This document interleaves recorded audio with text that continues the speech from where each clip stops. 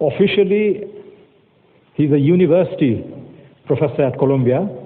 That's university with a capital U, the highest honor a top university can bestow on its faculty. He is also the Ketele Professor of Sustainable Development and Professor of Health Policy and Management. He's been Special Advisor to Secretary General Kofi Annan in the past. He serves as the Special Advisor to the serving current Secretary General Ban Ki-moon, and he will continue in that role with the new Secretary General. Until recently, he was the Director of the Earth Institute, a major interdisciplinary institute at Columbia University with annual budget of more than $130 million and 700 staff. No doubt, Professor Sachs is one of the most influential and consequential economists of his generation. It takes an extraordinary talent to help shepherd economies away from abject mismanagement, poverty traps, and stagnant growth. Jeff Sachs has done this now across dozens of countries on 5 continents. In the 80s, he was involved in ending hyperinflations and introducing stable currencies in economies in Latin America and Eastern Europe. In the 1990s, he helped manage the transition of moribund communist economies into dynamic market-based economies. He was instrumental in leading the campaign to cancel crippling national debts. In the 2000s, he led the campaign to set up a global fund to fight tuberculosis, malaria, and led the campaign for modern drug treatment for HIV-infected people.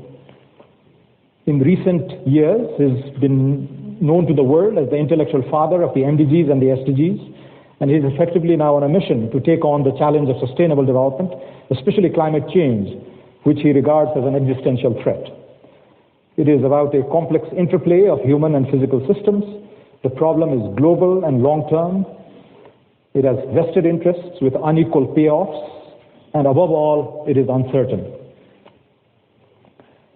Karl Marx, realizing that in Nepal we have lots of former Marxists, Karl Marx said, philosophers have only interpreted the world. The point, however, is to change it. Sachs is often seen as an optimist or even an idealist, but he says, optimism and pessimism are beside the point. The key is not to predict what will happen, but to help shape the future. So there's some Marxian semblance in the way he approaches his world. I first heard about Jeff Sachs in the very early 90s when I was a young student at the LSE. And, the legend had already been made, having been full professor at the age of 28, an extremely rare achievement in American scholarship and especially at Harvard University. But what stands out is his choice, conscious choice, to not confine himself to the rarefied halls of academia. His real distinction to me is that he sought to break out of that convention to really have a go at changing the world. A journalist in Nepal recently asked me, how would I describe Jeff Sachs in 3 words? I said, he is the people's professor. When Sachs visited Nepal in 1994, this is his second visit, he spoke about issues that are even more salient today and appear to be almost prescient. He talked about the handicaps of geography, but flipped that around to talk about how the location of Nepal between India and China will definitely be a big opportunity, and how the opportunities or the economic dynamism in India and China can be leveraged for Nepal's own rise. He talked about economic reforms.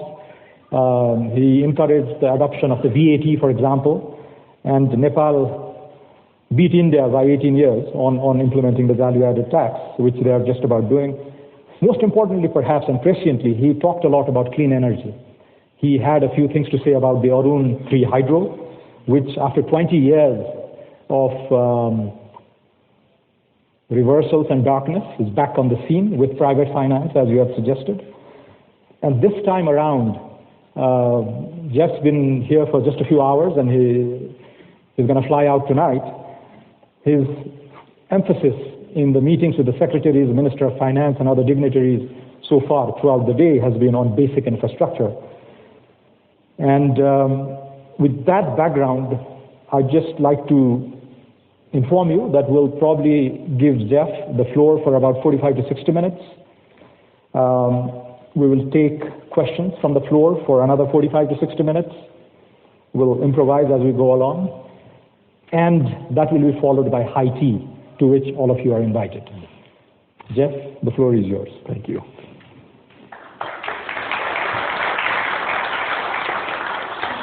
Swarnim, thank you very, very much. I think the truest test for a professor is his students, and I'm extraordinarily proud that you are one of them, and I have another outstanding student, two of them classmates, Chandrika Bahadur, please stand up also.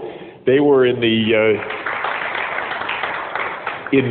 first cohort at Harvard University of a new degree program that I got started 16 years ago, Masters of Public Administration in International Development. And just what they two accomplished have justified the program many times over. We're really proud of you, and I couldn't be more thrilled to be here at your invitation and the invitation of the National Planning Commission to learn, get an update of all of the developments in Nepal, and to brainstorm together with you about this country and the region. It's a very quick trip. I apologize, but it's really exciting to be back after a generation, 22 years, and to also see dear friends. Roop Jyoti is here someplace, I think. Roop, yes, another of our Harvard PhDs, and of whom we're very, very proud. And to see what I might be able to do also to help, because now I come back this time in an official capacity as special advisor to the United Nations Secretary General on the Sustainable Development Goals. And I've been lucky to have that position as special advisor now for two Secretaries General of the United Nations, Kofi Annan and Ban Ki-moon, and look forward to continuing with our incoming Secretary General of the United Nations, Antonio Guterres, who will take office on January 1.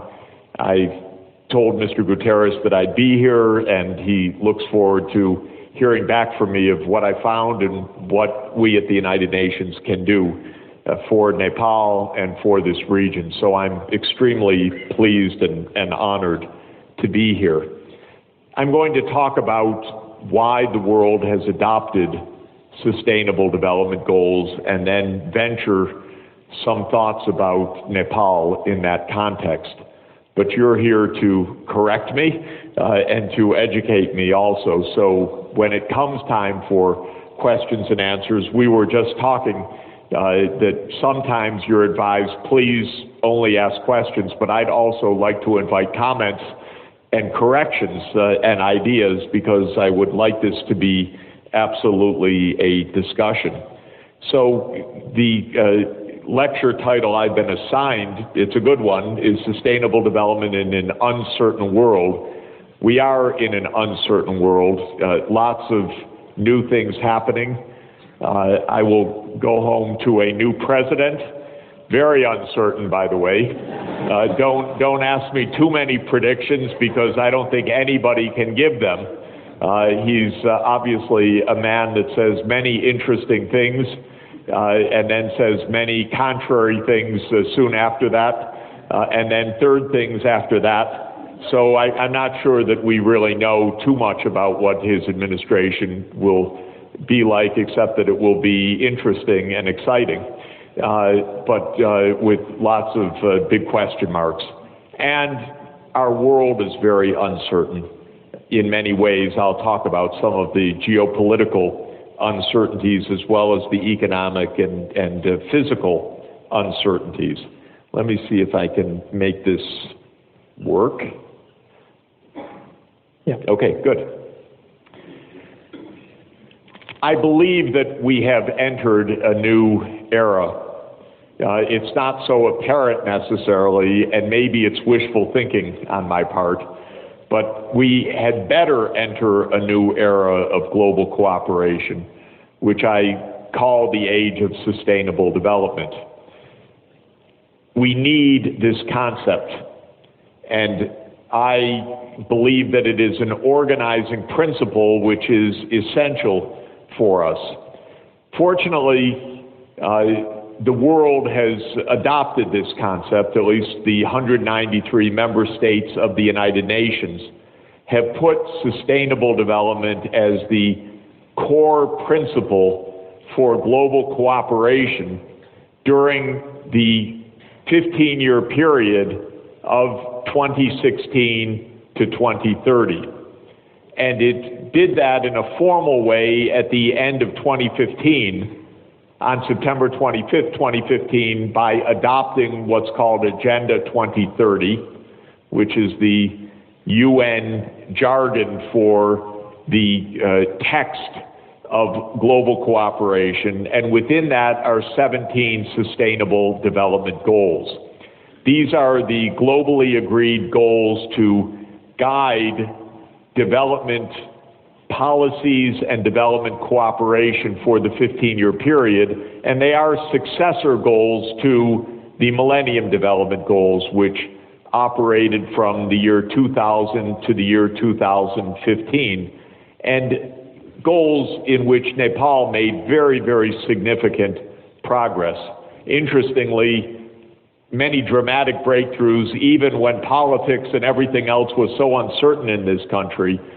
Many real changes took place on the ground throughout Nepal, which are very important and very heartening.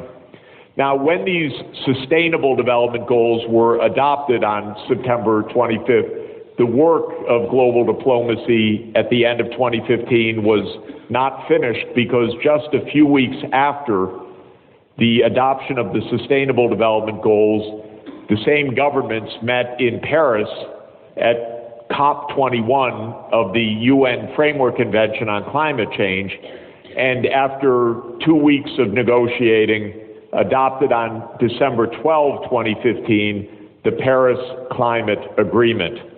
And that is absolutely part of this Sustainable Development Agenda.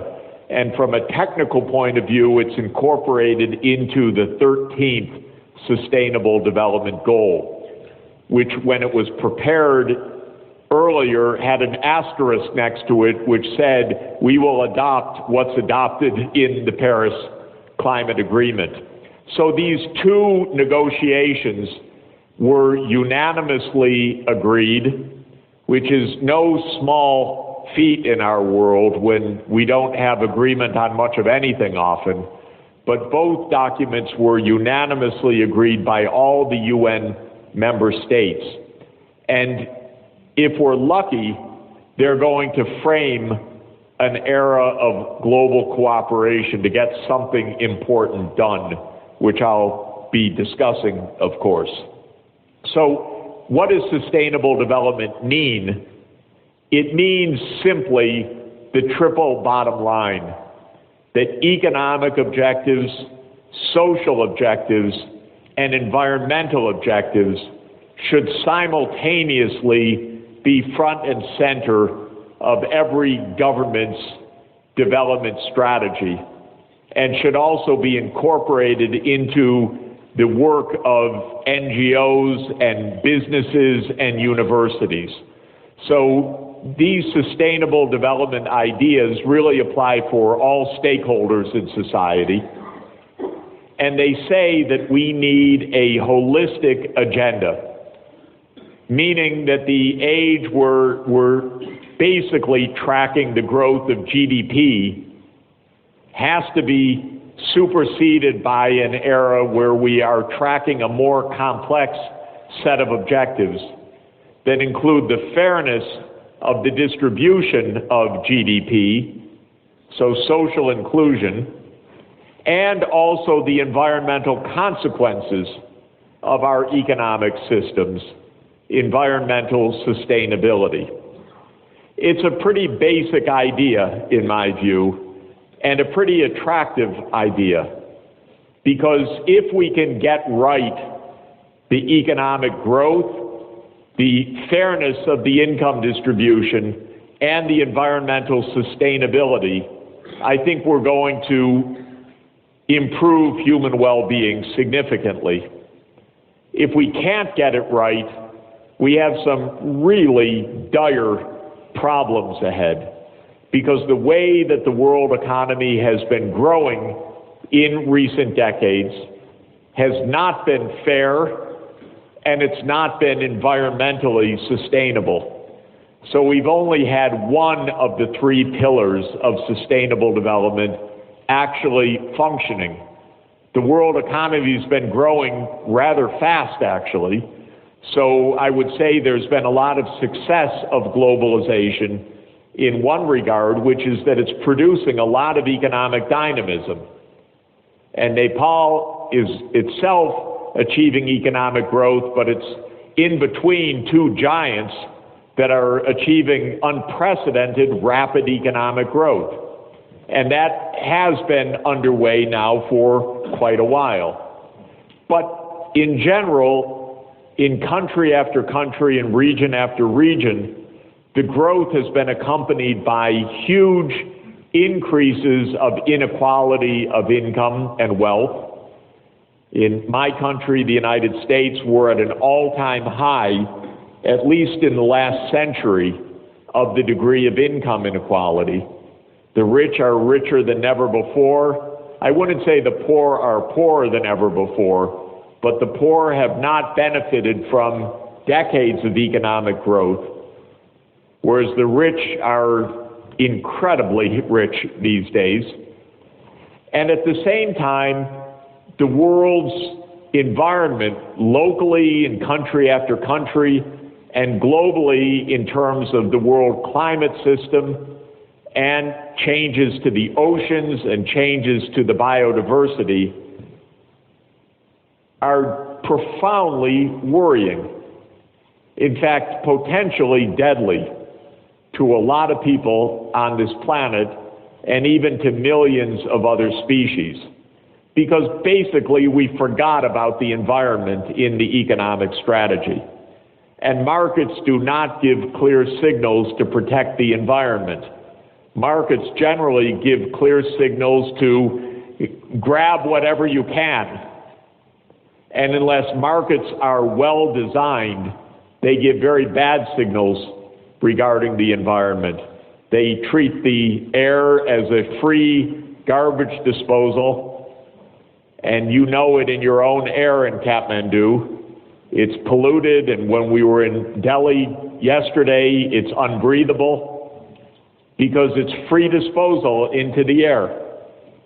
And the same is true more generally on many, many environmental resources, that the market signals are either non-existent or actually perverse and leading to very dangerous outcomes. So the world adopted these 17 Sustainable Development Goals. I'm sure everybody here knows them by heart, but if you don't know them by heart, raise your hand. Is there anyone here that doesn't know them by heart? No, I'm joking. But after today, you will know them by heart. And you will go home and you will quiz your friends, your colleagues, your students, your teachers, your parents, your children, because really we need to embrace these goals as our objectives and to understand them and to use them. This is either a tool or it's useless. It's not just a homework assignment. I think it's a tool, because I think it helps us keep focus on important things. And you can kind of keep a scorecard of Nepal. How are we doing on SDG 4, education, or how are we doing on SDG 15, land ecosystems, and so forth. And while I wanted the UN member states to keep it down to 10, because I thought 17 was pretty hard to remember, I'll just tell you that when the first list was made in 2012, they canvassed all the governments what do you think should be sustainable development goals? There were 300 proposed goals on the list. So I give our UN member states some credit that they got it down from 300 to 17. And I said, keep going, get it down to 10. But they left it at 17. But there's 17 good goals. There's nothing superfluous on this list. They could have been combined, perhaps, for ease of memorization, but they're good objectives. And they embody these three basic bottom lines. So to make sure that you know them, let me just remind you what are in these 17 Sustainable Development Goals. The first few are really about ending poverty and making sure that every country is lifted to be able to meet at least the basic needs and more of every citizen. So SDG number 1 is a goal to end extreme poverty by the year 2030. I like that goal. I wrote a book about it 11 years ago, The End of Poverty. I said we could end extreme poverty on the planet. When I wrote the book, it raised some eyebrows at the beginning. Come on, do you really think so? Now it's an official goal of all 193 member states. It's not simple to achieve, but it is within reach. Goal number 2 is to end hunger in a sustainable food production system. So it's both ending the nutrition crisis, which is quite severe in this country, because there are a lot of children that don't reach their physiological stature, so-called stunting. And in a lot of the world, in my country, there's an epidemic of obesity, which is a different kind of malnutrition. So there's a big nutrition crisis worldwide. But also the food supply itself is not stable anymore. And that's because climate change is undermining the food supply, and because the way we produce food with heavy chemical use, heavy pesticide use, deforestation, depletion of groundwater is creating massive environmental crises. In India, there are 30 million bore wells drilled in Haryana and Punjab and other states in the breadbasket, Gujarat, and the water table is collapsing now. And nobody has a good answer to it, by the way. It's pretty frightening, as a matter of fact. Our food supplies worldwide are based on unsustainable systems. And the world population grew up on the basis of the Green Revolution and the increases of food production, but the Green Revolution, which is 50 years old this year actually, because it's 1966 that it was introduced into India by Norman Borlaug and M.S. Swaminathan and Minister Subramanian, is based, unfortunately, on some unsustainable agricultural practices, excessive water use, excessive use of fertilizers, and so forth, and now it's in peril. SDG 3 is a very important, achievable goal. It's one that we've had now for 68 years, since 1948, which was when the World Health Organization was born. And it is for health as a human right, that every person on the planet, rich and poor, should have access to decent health care. We don't have that yet. We don't have it in Nepal. We don't have it in the United States. And so SDG 3 is health for all. SDG 4, very important for this country, is educational quality for all. And it says specifically that every child should start with pre-kindergarten education, because we've recognized that the tradition of starting at age 6 or age 7 in kindergarten or grade 1 is not sufficient. The brain is developing critically at age 3, age 4, age 5. And so there's a worldwide move for early childhood education. And the SDG 4 calls on every country to have early childhood education introduced, and then to keep the kids in school at least through secondary school completion, which in this country I understand to mean maybe grade 10, but I think this goal means through grade 12 at least. And then it says access to vocational or higher education skills as well. There's a basic fact of life, which is there are almost no decent jobs remaining in this world, except if you're maybe a superstar athlete or a superstar singer or a superstar artist without at least a high school education. And if your kids are not getting that, they're not going to be able to find employment, at least employment that's going to keep them out of poverty. So I regard this as just a matter of basic national security. Make sure that every child in this country is staying in school through secondary education. How do you do that? 2 ways. One is that the government, because this is a public function in my view, needs to ensure that there's the supply of quality schooling. And the other side is that the parents need to understand how important it is for their kids. That's something new for a lot of parents, because a lot of the parents in this country and elsewhere are not schooled themselves. They didn't have a high school education. They worked on farms. They see their children maybe following them. Maybe they don't understand the significance of continuing on an education. But without it, their kids won't have a chance. They might not stay in the country. They may find no jobs. They may have to go somewhere else.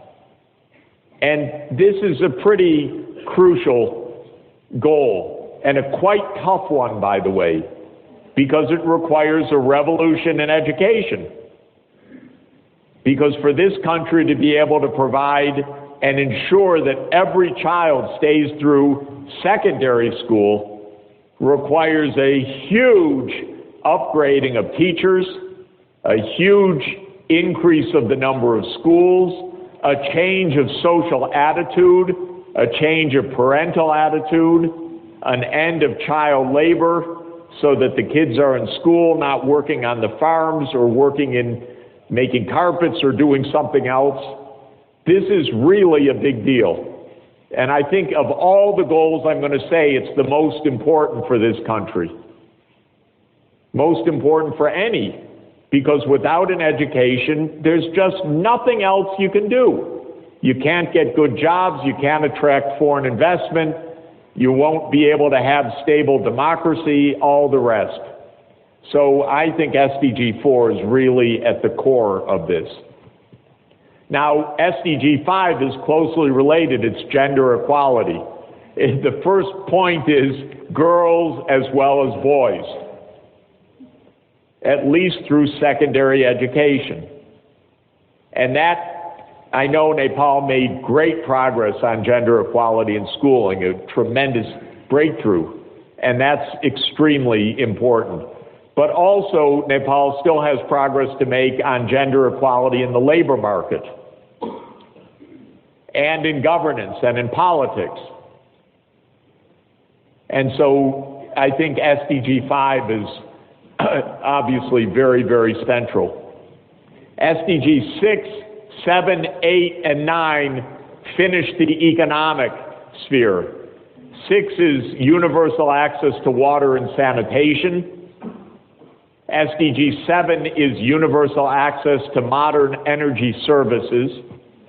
That means two things: electricity for all, absolutely basic, and not using fuel wood or smoke-filled homes for cooking, and not deforesting to try to meet the local cooking energy needs. SDG 8 is for decent jobs for all. Aspirational, it depends on decent skills for all children. That's, by the way, the most important single lesson about the labor market, which is if the skills are not adequate, the jobs cannot be adequate, period. And if the skills are adequate, as long as the basic infrastructure is there, jobs will tend to come. And so SDG 8 says end child labor, end human trafficking, end bonded labor, promote decent employment. SDG 9 is for quality infrastructure. And I'll come back to that in Nepal's case in a moment, because that's really strategic for Nepal, obviously. SDG 10 is to keep inequalities under control. By all statistical accounts, Nepal is a relatively equal society. Of course, there's rich, there's poor, but the gaps are not as wide as in the United States, or as in China, or as in most of Latin America, or in Africa. We measure that by a statistic called the Gini coefficient, which is a measure that goes between 0 and 1, where 0 is complete equality of income and 1 is complete inequality of income. It means a place that one person has everything and everyone else has nothing would have a Gini coefficient of 1. And at least according to the data, Nepal has a Gini coefficient of about 0.32 or 0.33 from what I've seen. The United States about 0.45. China about 0.47. So Nepal looks pretty good. The most equal countries in the world, by the way, are the Scandinavian countries, the social democracies, Denmark, Norway, Sweden, because they train up everybody, quality education for every child, decent health care for every child, and then they tax a lot, and they redistribute a lot to make sure that everybody's in pretty good shape. And it really works quite nicely. Of course, they have an incredibly functioning government, very honest, very capable, delivering high-quality public services. And so the people don't mind paying taxes because they figure they get good value for their money. But they're quite equal. They're at the lowest inequality. Nepal, pretty good. The U.S., worse. And then some other countries in Latin America and Africa, the most unequal places in the world, actually. Then come the environmental goals. So SDG 11 is really important for Kathmandu, I have decided after a few hours of being here. It's called Sustainable Cities. Sustainable cities mean when you breathe the air, you say, that's good. That was not the case. It's when you look out, you don't see smog. In Delhi yesterday and the day before, I didn't see any blue sky at all. Today it was quite a nice blue sky. In Delhi, you could kind of see there was a little red ball at about 3 in the afternoon, which was the sun coming in this incredible, dark, polluted haze. and the eyes are watering, the throat is watering. This is quite bad, by the way. It really claims years of life. It's not just an inconvenience, I'm sorry to say. Studies have shown that in China's cities, maybe it's 5 years life expectancy lost from pulmonary and cardiovascular diseases and cancers from the incredible persistent pollution.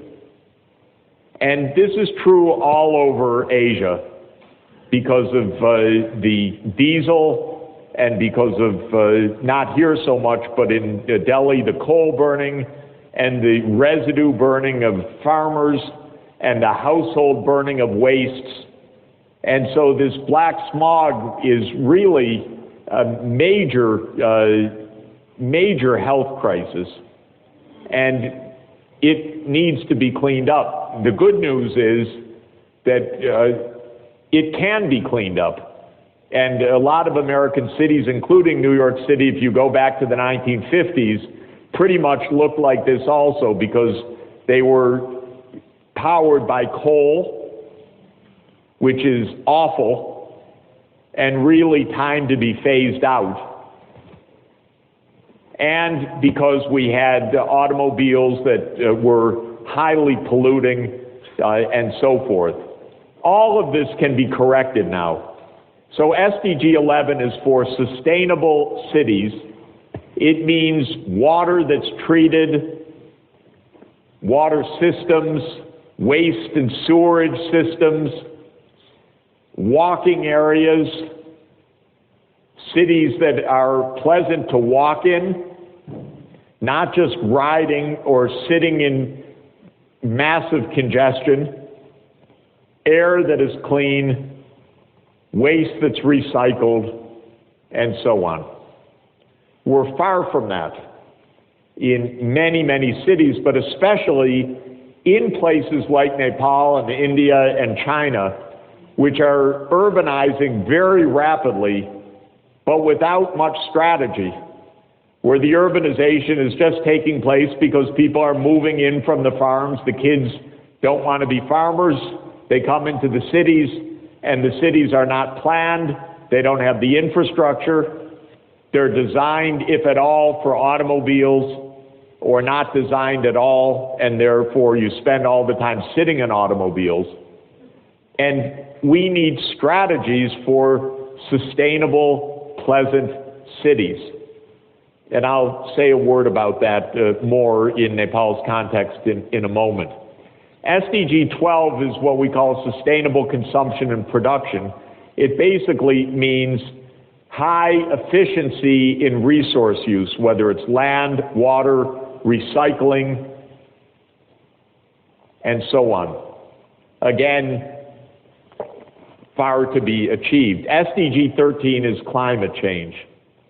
It's a mega crisis, and it's a crisis for all parts of the world. You know that it's changing the Himalayan climate. You know it's changing the river flows, the seasonality, the ice melt. It could be devastating. Nobody really knows what it will do to the monsoon patterns. But if it deranges the monsoon patterns, it really could be a mega crisis. It could significantly raise sea levels, because what we know is that the ice sheets of Antarctica and Greenland, as well as the glaciers of the Himalayas and elsewhere, are either melting or the ice sheets are cracking up. They're losing their toehold under the warmer ocean water, where the ice sheet is buttressed against the Antarctic land underwater. That is melting away, and the ice sheets are speeding their slippage into the Southern Ocean. And the evidence is that this could lead to a devastating rise of sea level. Now that's one problem Nepal doesn't have to worry about too much. the rise of the sea level. But I'm really annoyed by this because I live in a small island economy called Manhattan, New York City. And it's right at sea level. And if the projections are right that a little bit more warming could lead to several meters rise of sea level, New York City would be underwater. This would be worse than annoying. And this is the kind of crisis that we're building up. Not to mention the implications for food production, food instability, disease patterns like the emergence of many new diseases or the spread of dengue fever or now Zika virus or the Middle East respiratory syndrome or other emerging or re-emerging diseases which are coming from the changing climate. So we're literally playing with fire here, and it's so far not under control. SDGs 14 and 15 are about conserving ecosystems. 14 is the oceans, which are being wrecked right now in three big ways. One is that the oceans are acidifying because the carbon dioxide that we're burning, or the carbon dioxide that comes from burning coal, oil, and gas is dissolving in the oceans. And when you put the bubbles back into the ocean, like in the soda, that is creating carbonic acid, and the oceans have already acidified by about 30% relative to the pre-industrial level. So the pH is already down by 0.1, or 10 to the 0.1 is 0.26, about 26% increased acidity. This is eating away the coral reefs. It's destroying the marine environment. The warming of the oceans is leading to coral bleaching, like the massive loss of coral reefs of the Great Barrier Reef of Australia this year, where large parts of the reef died off. And the third is we're over-harvesting and overfishing. So almost every major fishery of the oceans is also being undermined by too much fishing and no global cooperation, or not enough global cooperation to keep the catch of the fish in line with the maximum sustainable yield, as it's called. And so many fisheries are collapsing. So that's what SDG 14 is about. SDG 15 is about the land side of the equation, the deforestation such as has taken place in parts of Nepal, but all through the tropical regions of Indonesia, where you have almost clear-cutting of tropical forests to make way for palm oil plantations, for example. Really reckless development, very greedy, very much out of control. And similarly in the Congo Basin or in parts of Brazil, the Atlantic forest and the Cerrado regions and part of the Amazon, where there's so much deforestation that we're losing the habitat, it's estimated, of millions of species. Climate change, pollution, deforestation, adding up to massive, massive destruction of biodiversity. SDG 16 is for good governance. So peace, inclusive society, and keeping corruption to a low level. And I know my country desperately needs a dose of SDG 16. We have money politics that is completely out of control. It seems if you want to be in the cabinet now, you have to be either a general or a billionaire. We haven't noticed any other candidates so far. And no doubt we'll have some billionaire generals also, at least by the time they're done with office. We've got a massively corrupt system now. and money talks, poor people aren't represented, and so the politics are really awful. And you want to really avoid that. Fortunately, you don't have enough billionaires to wreck the system yet. And before you develop enough billionaires to wreck your system, keep money out of politics. It's a horrible combination. You cannot have democracy and big money talking at the same time. Either the dollars vote or the people vote. And in our country, it's the dollars that are voting. Because honestly, you look at how it works. Donald Trump campaigned on a populist message. I'm for the underdog. I'm against all those rich people. And then as soon as he wins, of course, it's bait and switch. It's only if you're a rich billionaire from Goldman Sachs that you're able to get into government. And that's a different Sachs, by the way. So I just want you to be sure that you know. If I found, I would have a different speech if it were the same Sachs. But it's a completely different Sachs from all I've been able to figure out. And SDG 17 is the last of the SDGs, and that is for global cooperation, which is absolutely, desperately needed. Because not one of these problems can really be solved by any country alone. Every country has to do its bit, but you cannot solve these environmental problems unless everyone is pulling along. And if everyone's looking and saying, oh, they're not doing enough, so I'm not going to do it, we're just completely finished. And that's the big risk that we face, is this kind of free riding, thinking, I'm so clever, I don't have to do it because China's doing this, India's doing this, the United States is doing this, and we just wreck the world out of this mutual irresponsibility. And unfortunately, that's the path that we have been on until now, and whether we're going to get out of it or not, we don't know. Now, there is good news, which is that poverty rates have been coming down. They came down sharply in Nepal. They came down even more sharply in China in the last 30 years. And the idea of getting to zero poverty is quite real.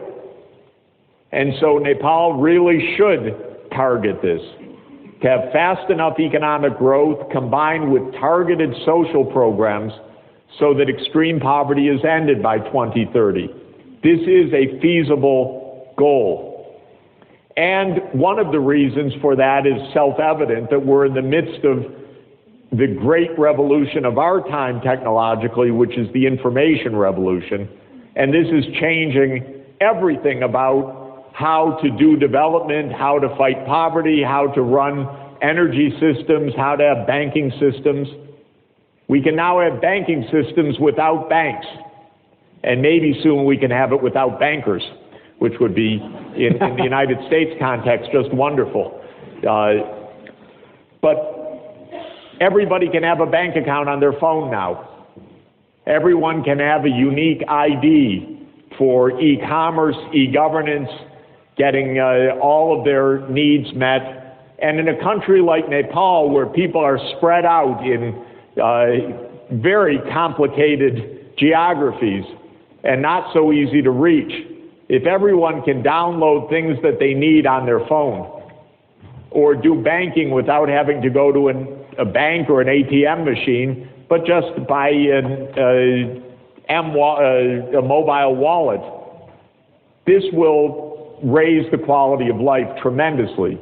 But it's pervasively true, in my opinion, that information technology can change how we do every aspect of development.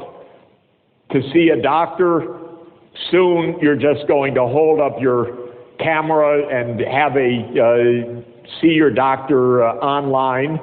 They can have a look at your skin or the lesion, or see how you feel, or just a check-in. Or if you have to have an X-ray read, the X-ray can be read by a radiologist anywhere in the world pretty much instantly. So telemedicine and telemonitoring of patients' conditions and so forth is just going to become normal. And it's not about rich countries doing it and then poor countries doing it. Actually, the poor countries can do it faster than the rich countries. The rich countries already have so many procedures and so many limits and so many interests of old ways of doing things. But Nepal could leap to just e-banking and skip a lot of the steps. Or we use car sharing a lot now in New York, Uber or other services, and I'm thrilled that I don't have to own a car, because when I want a car, I just click on the phone, and for the 10 or 20 minutes out of the day that I would use a car, it's cheaper to pay for this than it is to own a car and all the insurance and all the rest of responsibility. So for Nepal, definitely try to avoid that development path where the middle class, quote unquote, means that you own a car. But go to transport systems that don't need that anymore. Save your time, save your money, save the effort, and get the private cars off the road anyway, and just have car sharing as the way to move around, and it will be a lot more efficient, a lot less congested, and it will be a lot more equalizing, because poor people will be able to avail themselves of public transport or car sharing, even though they can't afford to buy a vehicle. And I think that this will be a different direction for development, made possible by the mobile revolution, or the e-revolution. But the reason why we went to sustainable development is that there's so much inequality, that we have instability around the world. I have to update this picture.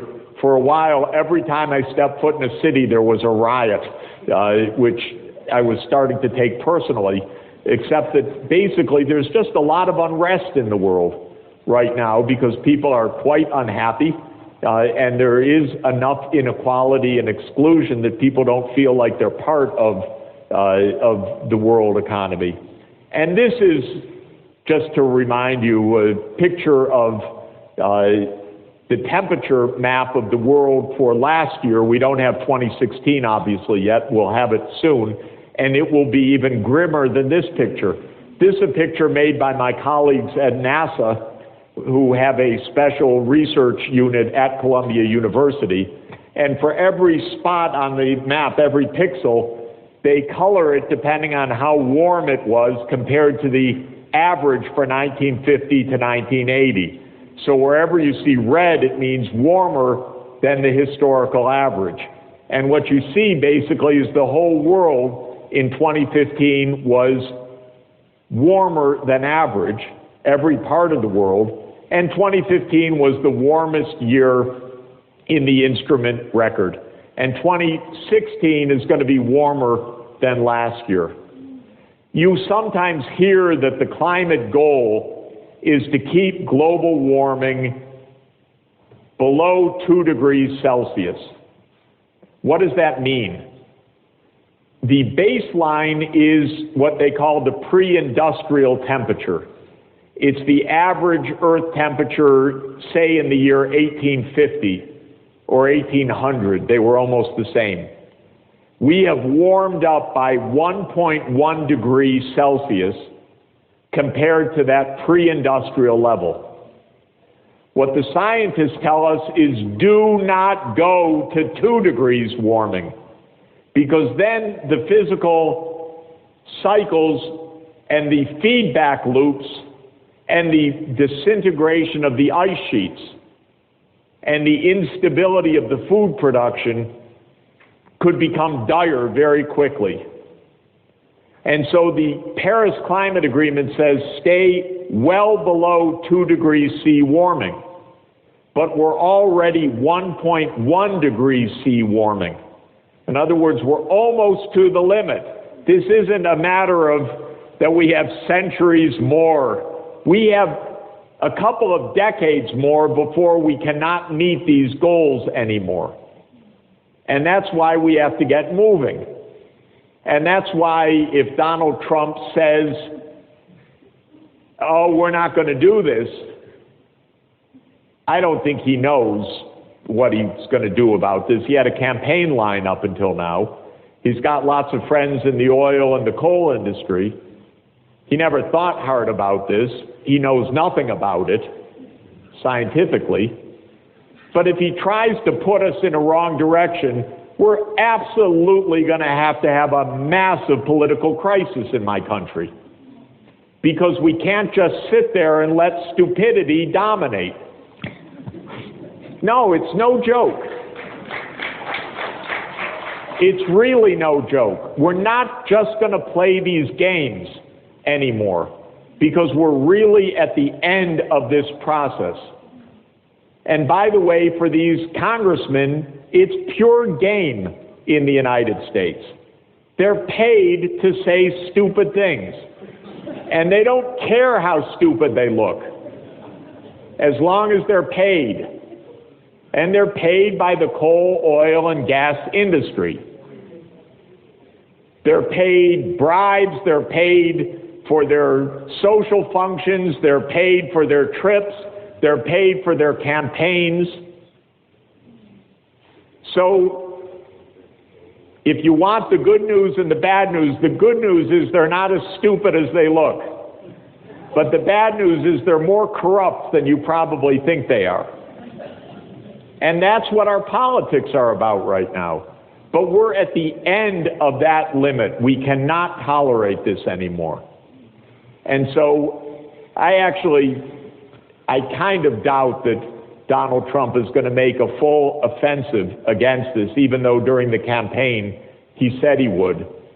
I think he's mainly a showman who knew how to get elected by saying lots of things, but my guess is he's going to be not held by what he said before, and I doubt that he's going to make a full offensive. But if you read soon that he's going to try to undo the Paris Agreement or take the U.S. out or do some major development of the coal industry and so forth, we're going to have a big, big political brawl in the United States. And I think millions of people will go out on the streets actually to protest that.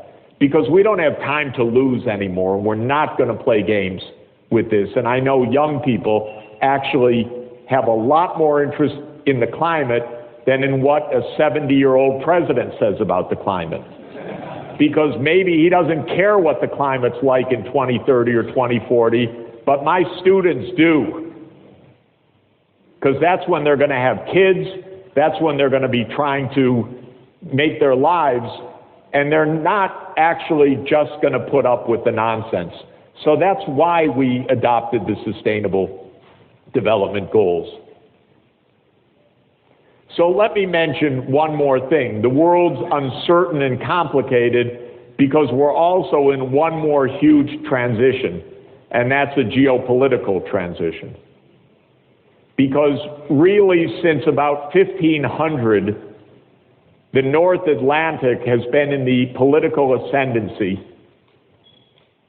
That is, first, the countries of Western Europe, and then in the 20th century, the United States. And what we call NATO, the North Atlantic Treaty Organization, which is the United States and Western Europe, well, those countries have run the world for the past 75 years. But the world's changing really quickly right now, both because of demographics and because of economic catching up. China is now the world's largest economy in absolute terms.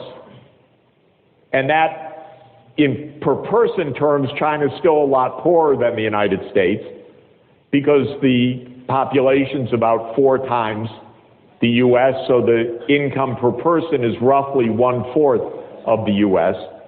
But in absolute size, China's the biggest now. And it's going to be the biggest for a long time to come.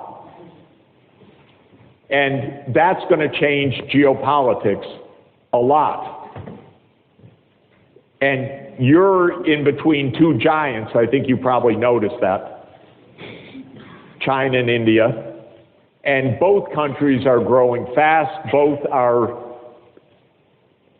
big powers in the world. Both are mega populations, nuclear powers, major forces. You're in between them. My advice is be friends with both of them.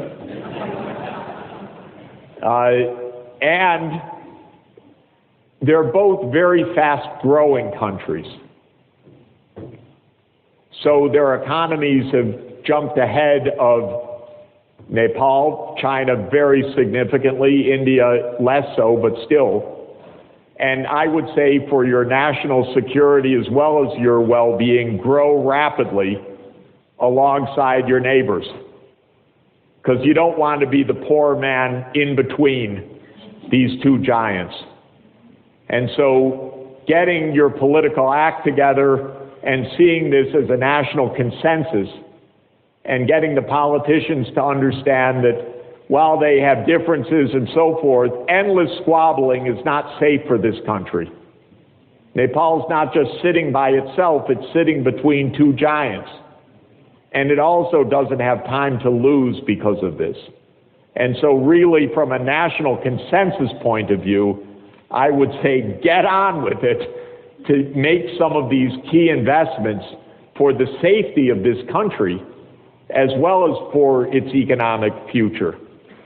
So I wanted to just close by making a few comments of my limited understanding of the situation here, but just some outsider's observations, which you can take, for what they are, which is an experienced person, inexperienced in the details here, but just some observations that I would make looking at Nepal in this geographic reality of your unique geography as the Himalayan country and between China and India. What does that mean from the point of view of economic strategy?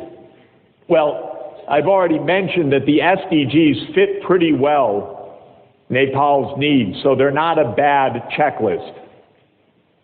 Most of the goals really are still pretty much part of your national agenda. Ending poverty, ending child stunting, quality health care, for example, safe delivery for mothers, ensuring that you don't have epidemics of non-communicable diseases. Quality education I put as the #1 strategic need for this country.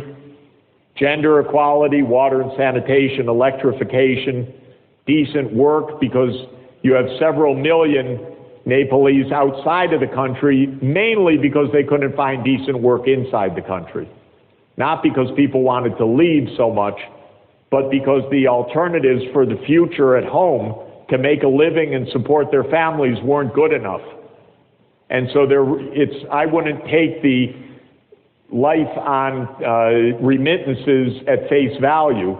Of course, it supports the country, but it's also a sign of the weakness of job creation at home. And I think that it should be viewed in that regard. Infrastructure needs are quite significant. You just have to spend a few hours in Kathmandu to feel that. Honestly, the road system is not a system. The congestion, the air pollution, and so forth. Sustainable cities I've mentioned, climate resilience. You have the big challenges of a warming Himalayan region, very serious challenges. Not so well understood because it hasn't happened before. So we don't really know what's in store, but you have wonderful research units here, world-leading research units on the mountain ecology.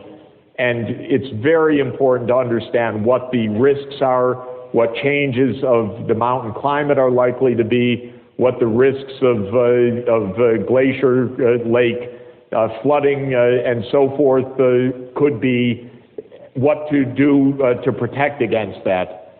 Forest protection and efficient government, that's my list. And what are some of the strategic opportunities? Because Nepal really could achieve very rapid, sustainable development, not just rapid growth, but rapid, sustainable development in the coming 15 years. I've always believed since 22 years when I was here that your hydroelectric power is a strategic asset. It's taken generations to get it developed. I would just recommend you hurry. Not hurry in a wasteful way, because you want good contracts, you want low-cost financing, but definitely get at least 10 gigawatts of power developed in the next 15 years, and possibly up to 15 or 20 gigawatts of power. The estimate is you have 40 gigawatts of hydroelectric potential. South Asia needs your electricity. Of course, Nepal needs it first, so don't give it all away. You need your electricity for industry, for farming, for household use, and I believe we're going to go to an all-electric transport system in the next 15 to 20 years. So I'd love to see this country be able to get out of its petroleum dependence and use its own hydroelectric, and that would be good for national security and good for the air, because diesel's really polluting, and we're moving fast to electric vehicles. Indeed, you know, last month we had in the United States the first electric self-driving vehicles introduced on the road commercially in Pittsburgh. It's a project of Uber and Carnegie Mellon University and the city of Pittsburgh. They still have someone behind the driving wheel, but he doesn't touch it. But the car comes when you call it on its own. It drives you to where you're going on its own. It's all prepaid. You get out. It's good driving. You can read the newspaper on the way to, well, there won't be newspapers anymore. You can read your phone on the way to work. You can do your text messaging on the way to work. And this is what mobility will be like. And Nepal can go to an all-electric vehicle system, at least for small cars, quite soon. And you should team up with some of the low-cost electric vehicle producers in China or India or elsewhere, and also for the motorcycles and e-bicycles and so forth.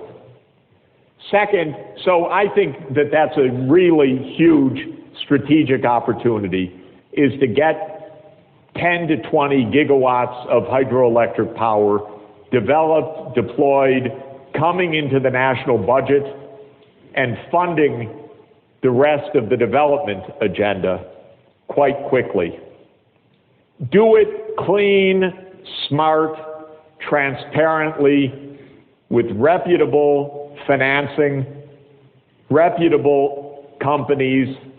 Get China to build some of your dams, get some ADB financing, get the China Development Bank financing, get low-cost, long-term, large-scale financing.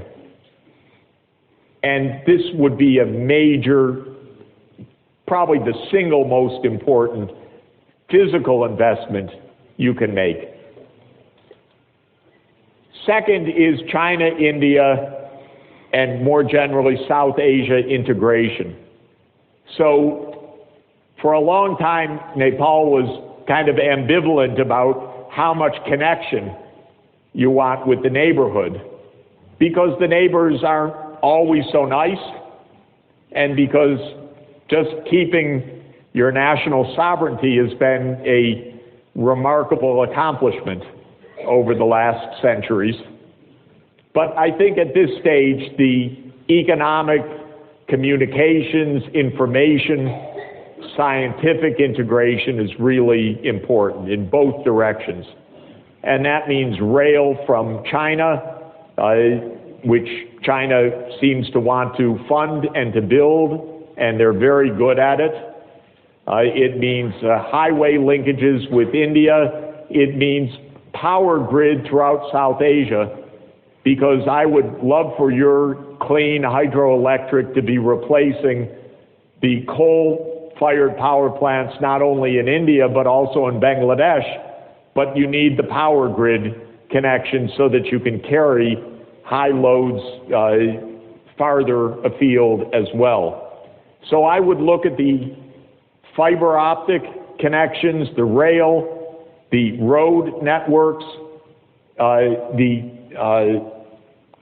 power distribution, the air travel, expanding airport capacity and air links all through South Asia and East Asia. You can be a good hub for that. That's a lot of business. That's a lot of tourism. That's a lot of opportunity for new enterprise as well. This country has many, many industrial possibilities. Of course, in many kinds of agro-processing, in many kinds of light industry, in areas where you could tap the hydroelectric power as well. What has held back industry? It seems to be a combination of infrastructure and procedures, red tape and infrastructure. So to get industry moving, you need basically two things. You need the road network, the telecoms, and the power all working well so that it's possible to place factories. And you need the red tape diminished so that it's possible to build them and to attract foreign investment. But again, you're in a fast-growing neighborhood with many possibilities, so I think that there's a lot of attraction that could be made. I'd mentioned that ICT, information and communications technology, is transformative in every sector of the economy. Every single sector is being favorably disrupted by information technology. How schools operate, how clinics operate, how medicine is delivered, how governments function, how voting is done, how banking is done, how payments are made, how infrastructure is monitored and managed, how environmental risks are monitored. IT changes all of it. So I view it also as fundamentally important for every country to have a broadband network which reaches all parts of the country and which is available for delivery of services in all parts of the country. That enables the social services. It enables improvements in teaching, in training, in quality of education, quality of health care, and so forth. And then finally I mentioned smart urbanization. You're in the rapid urbanization phase now. Cities are going to grow rapidly. Right now, if it's, I don't know what percent, maybe it's said that 50% are working in the countryside. I don't even believe that anymore. Maybe 35 or 40%. People are in migration or they're working in non-agricultural activities. But that number will plummet in the next generation, so that the number of farmers you have will go down by half as a proportion of the workforce, probably within a generation. You're at the end of the whole history of this country is basically an agrarian country. This will be an urban economy. India will be an urban economy. China's already an urban economy. And so making the cities livable, pleasant places to live, not places where you're choking on fumes, where there's no place to walk, where the traffic is dangerous, that's what you want to avoid. So train city planners and landscape designers and make the cities pleasant because you're going to be living in them for a long time, and your children as well. And they don't organize just by themselves. They need good layouts and good plans. New York City was planned in the year 1811, when some people on a map, when all of Manhattan, the only place in Manhattan other than a few scattered farms, was on the southern tip of Manhattan. They took out the map and they drew lines. 1st Avenue, 2nd Avenue, 3rd Avenue, 4th Avenue, 5th Avenue, 1st Street, 2nd Street, 3rd Street. We live on 72nd Street, up to 200 something. That map was made in 1811. It's still the map of New York City. That grid is now 205 years old. And it made Manhattan absolutely wonderful, economically, and a great place to walk, by the way, because you have these nice streets where there are shops, the residences, so-called mixed-use streets. Well, you've got mixed use of everything in the streets, so that's going to come naturally. But, you know, there are places to walk, and then it's fun to walk because you can breathe also. And there are places to walk without stepping into everything. And so that I would really encourage, because that's going to raise the quality of life tremendously. So I know I'm past my time, but I've emphasized the role of mass electrification. I've emphasized the role of ICT services as something absolutely new. I've emphasized smart urbanization. Thank you very much.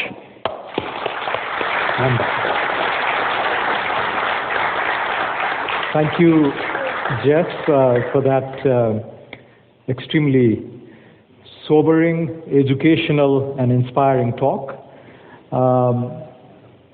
I'd now like to invite questions, comments, remarks. Do we have portable microphones? So there's a standing microphone there if you'd like to queue up behind it, or microphone. So let's start with Honorable Member of Parliament Surendra Chaudhary.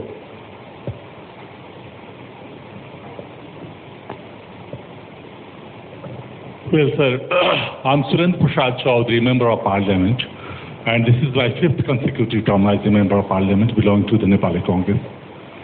Yes, sir, you are giving a talk on sustainable development, but in an uncertain world. You are talking about an uncertain world. And I would like to refer Thomas Piketty and Robert D. Kaplan. They say, with the rise of the 21st century, there is a rise of protectionism, conservatism, nationalism, and there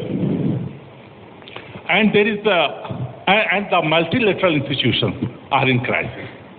In addition to this, the multilateral institutions are in crisis. And there is a widening gap between the haves and the have-not. Therefore, at this very juncture, with the rise of the 21st century, there is return of geopolitics. There is a return of geopolitics. And the return of geopolitics gives birth to regional rivalry. And Robert D. Kaplan says the geopolitics, the return of new geopolitics that has given birth to regional rivalry might give birth to second Cold War. Therefore, at this very juncture, I would like to know, how could you realize the sustainable development goals? Because you are the chief architect of the Millennium Development Goals, and the credit of this success goes to you. You are a celebrity professor. I know you very well. You are a celebrity professor, and most. Sorry. Okay. Thank you, sir. Thank you. Thank you. There's a couple of Arniko Pandey.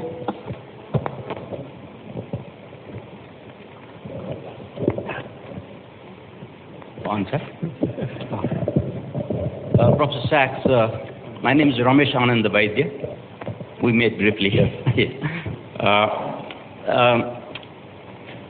when you talk about sustainable development in an uncertain world and talk about the sustainable development strategies, what worries me is how about sustainable development in a mountain world? Mountain world. Yes.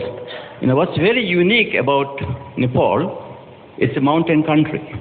As a result, on all the three counts, whether it's economic development because of geography, or because environment because of climate change, or social inclusion because of a large number of people migrating out and the traditional institutions breaking up. No, we have challenges on all the three fronts. I liked, the list of opportunities you showed, but we have challenges. So that brings me to three cases in Nepal's development strategy that becomes very important. First of all, of course, geography. Then second, the question of trade. In the mountain country, it seems like everything we offer seems to be free good. We offer water, we offer biodiversity, we offer carbon sink in our forests. They all seem to be free good. And everything we need, we have to pay for it. So the basic question in my mind is there some way UN can help in some form of agenda within the SDGs? How can mountain countries be able to achieve these SDG goals within these challenges by developing the right kind of institutions through your goal number 17, where there might be some regional cooperation from countries around Nepal, China, and India. Now, it's easy. We all want to grow, but we are tied from all on the three fronts. That is our problem. Thank you. Let's take a question from this side. Arniko, you can go ahead. Yeah. Hi, I'm Arniko Pandey. Welcome back to Nepal. Last time you came for a talk here, I just finished sophomore year in the college and was happy to attend your talk. I'm an atmospheric scientist now. I've been working with the government and establishing an air pollution monitoring network, so I really appreciate your emphasis on air quality.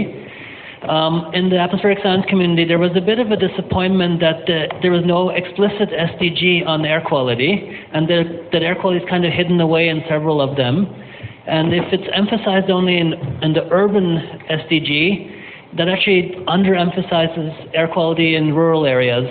And just as an example, from the network that is being set up now, the air pollution in Kathmandu is about half of what it is right now in Lumbini, in the rural Indo-Gangetic plains in southern Nepal. And Lumbini is quite representative of the broader Indo-Gangetic plains outside of Delhi as well. So I just want to appreciate your emphasis on air pollution, but also point out that it's not just an urban issue. Thank you. Okay, thank you. Tim? Professor Sachs, thank you very much.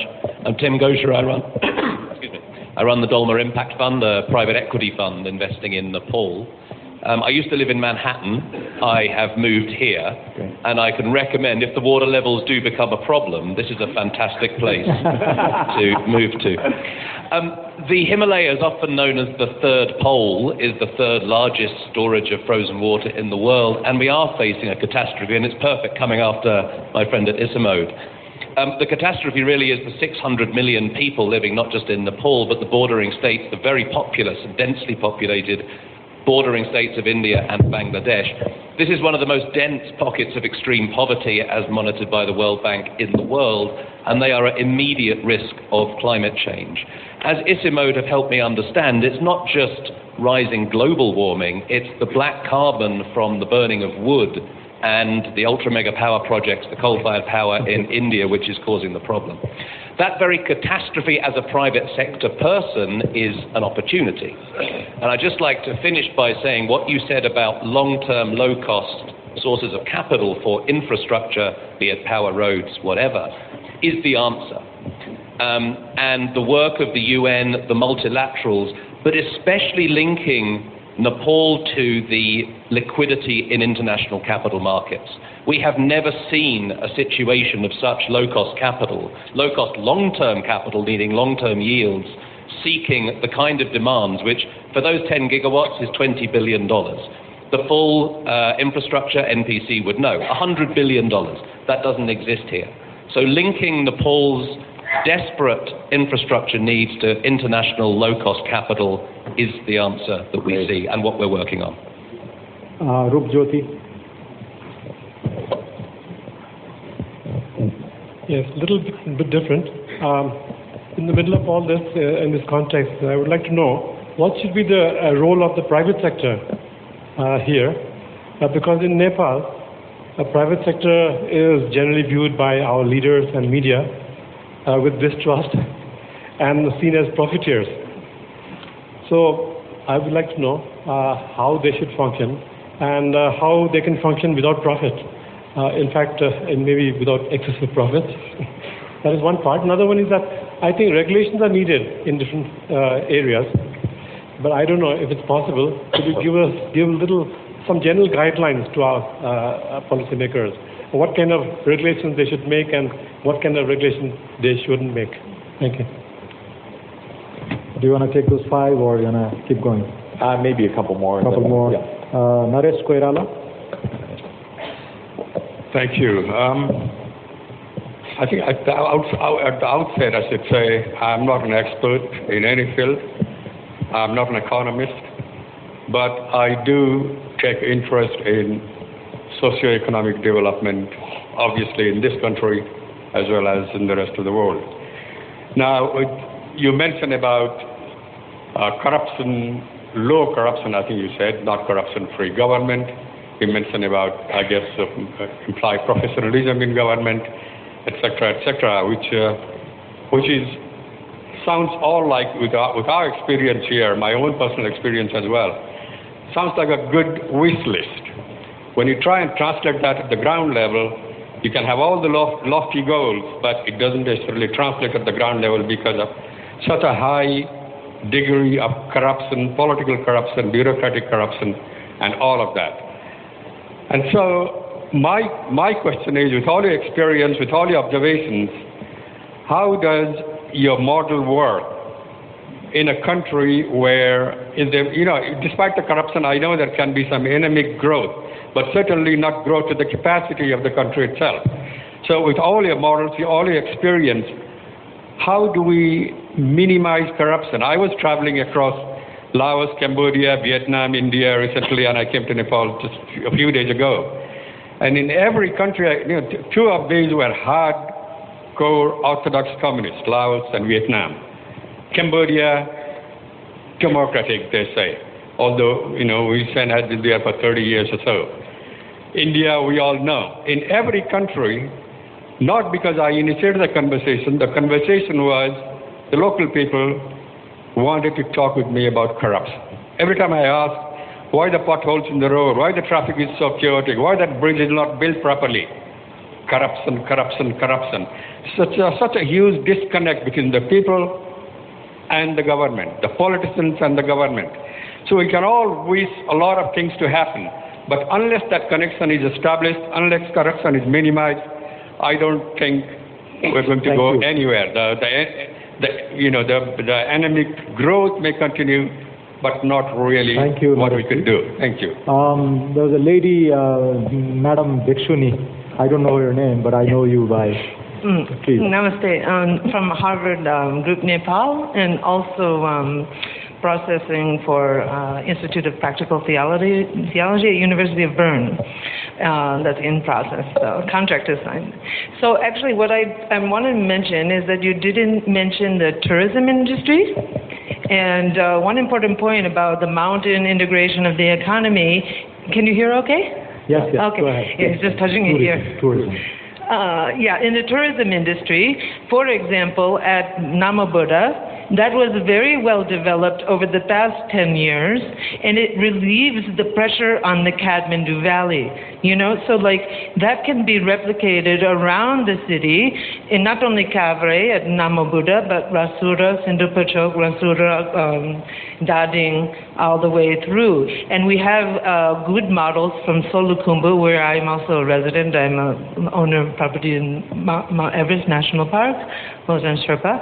And so actually, there's no reason why we cannot replicate that kind of development, because for Namabuddha, compared to 15 years ago, now is a small metropolis. And every monastery there has a need for builders. All the customers want organic food, so the agriculture is supported, and there are cleaners and builders and taxi drivers. It sustains a very holistic, diverse economy that they prefer high skill, but not necessarily certificate education.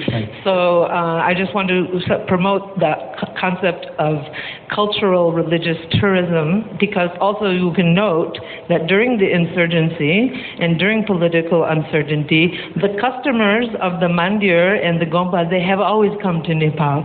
You know, so this is a very reliable customer, and it also bridges China and India. So please don't forget the tourism. Thank you. Yeah, thank you. Thanks very much for these questions.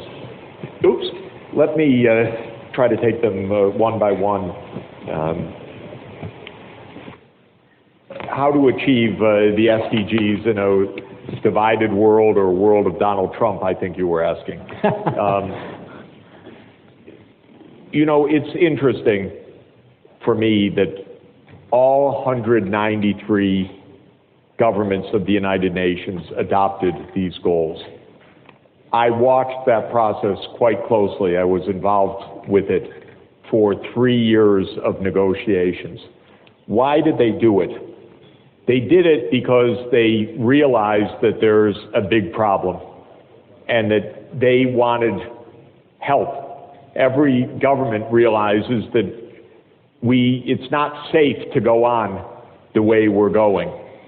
And even very powerful countries, China or the United States, realize that this is an extremely dangerous world if these adverse factors run out of control.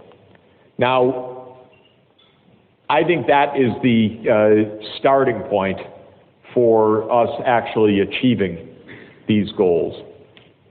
In all seriousness, you know, when we have elections in the United States, these ideas weren't discussed at all.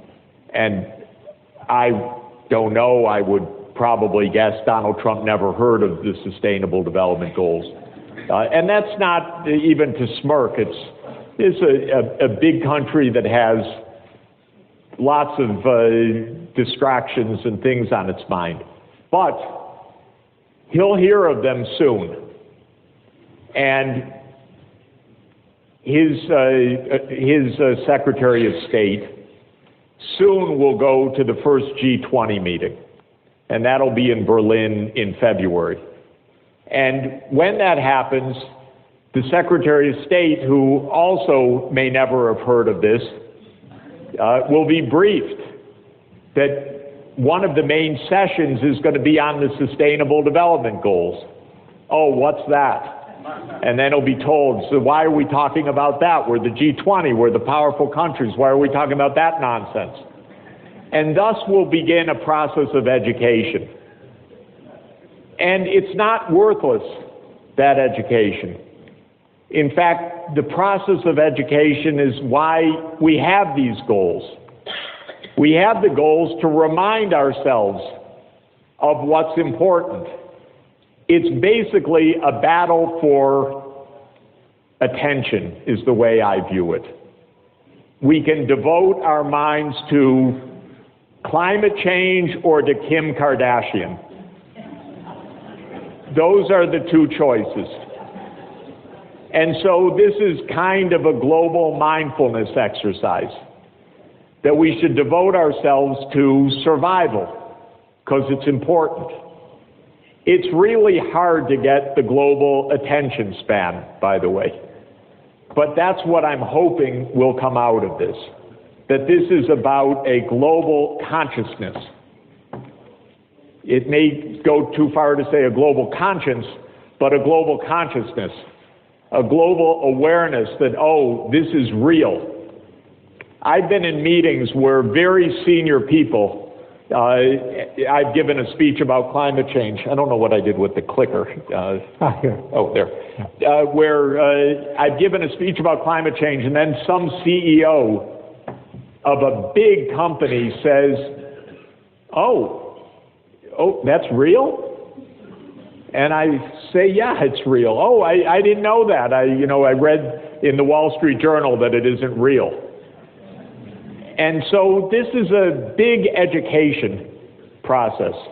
It's just that we have to pass this course, and we don't have too much time to lose. And so I wouldn't give up on anything, because this isn't a kind of whim. This is really critical. And I don't listen too much to what the politicians in my country say, partly to keep my sanity, but also because they need an education. I know how our political process works. It doesn't elect people who necessarily have a degree in earth sciences or in climate change or in any of these issues. But our system then has to educate people very, very quickly that this is no joke and that this is quite real. And I've seen it happen again and again. And actually, when world leaders get together, it's surprising to me. I've now been able to witness it on many occasions. They actually talk to each other and listen to what each other says. So it's not all a charade. They are just human beings, often pretty poorly educated on important things. And we're in a process of trying to get the world turned in a safer direction very, very fast. And that's why it's also important that when a country like Nepal has real problems, changes in the mountain environment or hundreds of millions of people at risk because the Himalayan rivers are going to dry out or the flows are going to change, you've got to raise your voice. You've really got to raise your voice in important ways and important venues to say, this is no joke. You may not want to hear from Nepal. You don't even know where Nepal is. But let me tell you something. It's important, believe me. Even little Maldives had a big effect on the public consciousness when they had their cabinet meeting underwater in scuba gear, because they were trying to make a point that we're going to be underwater soon. And it made some attraction to the public consciousness. So I believe that it's worth the fight. No guarantee, but there is no way that you can just say, okay, everybody today, listen, we're going to have a 3-hour seminar on climate change. The world, unfortunately, doesn't have a mechanism. The closest we come for that is to have a global agreement where governments are accountable. They may not know it, but every few months they have to go report, and that creates an internal process of accountability. It creates education. It creates feedback loops. It creates mechanisms to take this more seriously. And that's what I think we're really after in this. So it's not all or nothing. It's a struggle for the world's attention, actually. On the question about why is it that Nepal gives the world biodiversity, it gives it water services, it gives it forestry services, all for free, but then when it has to pay for anything, it has to pay in hard cash, not just in thank you. This is basically a sound question. We don't have a market system that values biodiversity services or other ecosystem services, and that's why they're rather thoughtlessly destroyed also, because the market incentives are not there unless we focus attention on it.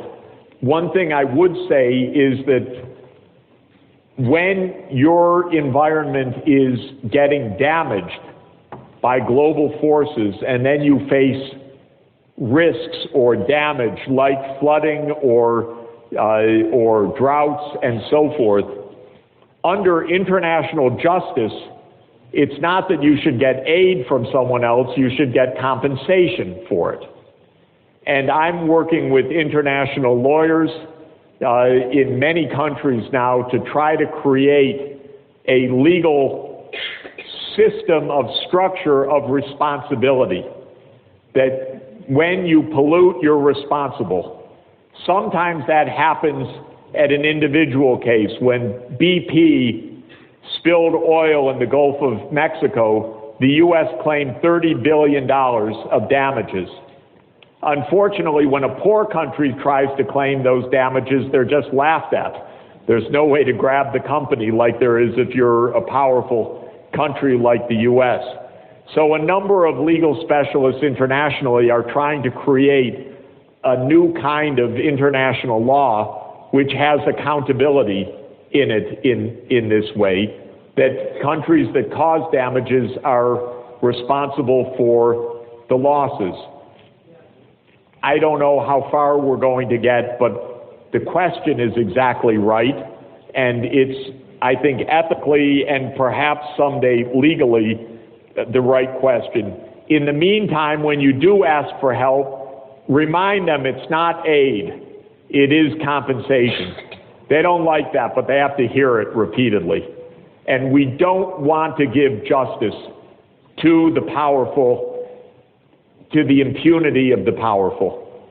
We don't want, by the way, in the climate treaty, it says losses and damages will be recognized, but then there's a clause put in by the rich countries that says, in no way does this imply compensation. Because when you're rich, you get to write the rules. And this is disgusting. This is absolutely unethical and immoral as far as I'm concerned.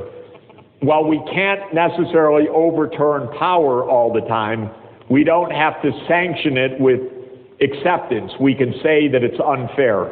And I do think we should always say that it's unfair when it's unfair, because that at least helps us keep our bearings, our moral bearings in mind, and it creates at least some measure of responsibility. On air quality, it is true there is no specific place, but air quality is in several different targets for cities, also for SDG 12, I hope, sustainable consumption and production, at least implicitly, but I take the point and I will look into this. On low cost, and see what I can do to actually make sure that there's a better characterization of the air quality issue, because it's very serious, and it's a lot of public health crisis, especially in Asia, due to the low air quality. On infrastructure, I really take the point of tying the low-cost financing to the official agenda. And as I mentioned, the G20, the largest 20 countries, will have in 2017 a series of meetings about infrastructure financing for sustainable development under the German presidency. I was in Berlin last week discussing with the German Foreign Ministry exactly these issues. I will repeat your point and keep the point. We are trying to tap the private capital markets so that these low long-term interest rates can be used to finance long-term infrastructure. We need good projects, though, by the way, and that's Nepal's responsibility, to put these hydro projects into shape and into action for financing, not just on paper or not just as a generality, but in real projects. This river, this place, this place, this place, here's 5 gigawatts of power that we're going to finance in the next 6 years, and here's how we're going to manage this. This is vital, because without the quality projects, it's all talk. It's not really getting the job done. In terms of the private sector role, the balance of the public and the private sector is an unending debate in economics. And if you go back to Adam Smith, who wrote The Wealth of Nations in 1776, he devoted one of the books to the role of government, and he devoted several of the books to the role of the private sector. And in government, he said, that was in 1776, he said, 2 things were largely the government responsibility. One was what we would now call infrastructure. So he said public works are largely the government's responsibility because it's land use, it's systems that need to be built, whether the road network, the sewerage system, and so forth. And the other was education, because he said the state should finance education, because if it's left to just the society at large, poor children will not get educated, and that will be a danger for the society. And that there are social benefits for every child to get basic education, is what Adam Smith said. Now we would add a number of additional roles for the government, but infrastructure would still be very high. Health, which wasn't a science at the time of Adam Smith, I would add public health and education as two fundamental roles, even if there is some private provision of health or education services. They should be under a national program, because there is a right to health and to education for every child, every person in the country, and that requires a major commitment of the public financing for that. We also now know that government has to protect the environment, because markets by itself will not protect the global commons. And we know that government has to regulate the financial industry, because otherwise the financial industry is subject to the kind of panics and instability and financial fraud that Wall Street caused in a large amount in the last 20 years. But as you asked me earlier today, there's good regulation and bad regulation. The purpose of regulation is not to make it impossible for the private sector to do things. It's to create a rule of law and transparency so that the private sector can act with appropriate incentives not to close down the private sector. So the basic principle is a mixed economy where both government and the private sector have their roles and their responsibilities, and they share the functions of both. If you look at rich countries, to my mind, the most successful rich countries are the Scandinavian countries, Sweden, Norway, Denmark. And if you look at how they behave, they have big private sectors in industry. They don't have state-run industry. They don't have state-run agriculture. They don't have state-run commercial services or banks. This is all private sector. But the government ensures universal quality health care, universal quality education, clean air, clean water, basic infrastructure, and income redistribution for the poor. So that's a good model in my mind. But of course, not everyone's as rich as Sweden, Norway, and Denmark, so you have to calibrate it for Nepal's development levels, its financial capacities, its public sector capacities also. But one thing's for sure also is the public sector needs training, because being in public administration is not an easy job. And it's a technical job. And many people are not trained for the job. And that's why the development of schools of public administration, like the ones that I've taught in, the Kennedy School of Government at Harvard, or the School of International and Public Affairs at Columbia University, are really important. So what is Nepal's School of Public Administration? If you have one, make it better. If you don't have one, make one. Don't just rely on other places. Make sure you have proper higher education for public officials. And if you do that, we'll partner with you to have worldwide training of civil servants and public officials so that the job is done properly. And I think that that's really an important part of the answer to this. It's related to corruption as well. What are ways to stop corruption? There are a few. One, of course, is to make transactions more transparent. That's why I rather favor what Prime Minister Modi has done with demonetizing the 500 and 1,000 rupee notes. If they follow it up by putting cash transactions back into banking system transactions so that there's an electronic trail. Because if it's cash, it's tax evasion, it's corruption, and so on. But if it's done through known electronic transactions, it's more easily traced. It's much harder to evade taxes and so on. So one way to make the corruption less is e-governance. That transactions are recorded and there's a lot more transparency in what's done. And I think countries like Nepal should leapfrog to e-governance so that transactions are put online quickly. And it's not so hard to do. I don't know how to do it, but I know people who do know how to do it. And India is filled with gifted engineers, and I'm sure there are many here too that could do this absolutely as a matter of course. Second is training. And corruption is partly a kind of, well, this is how the system works. It always works this way. You go into government to make money.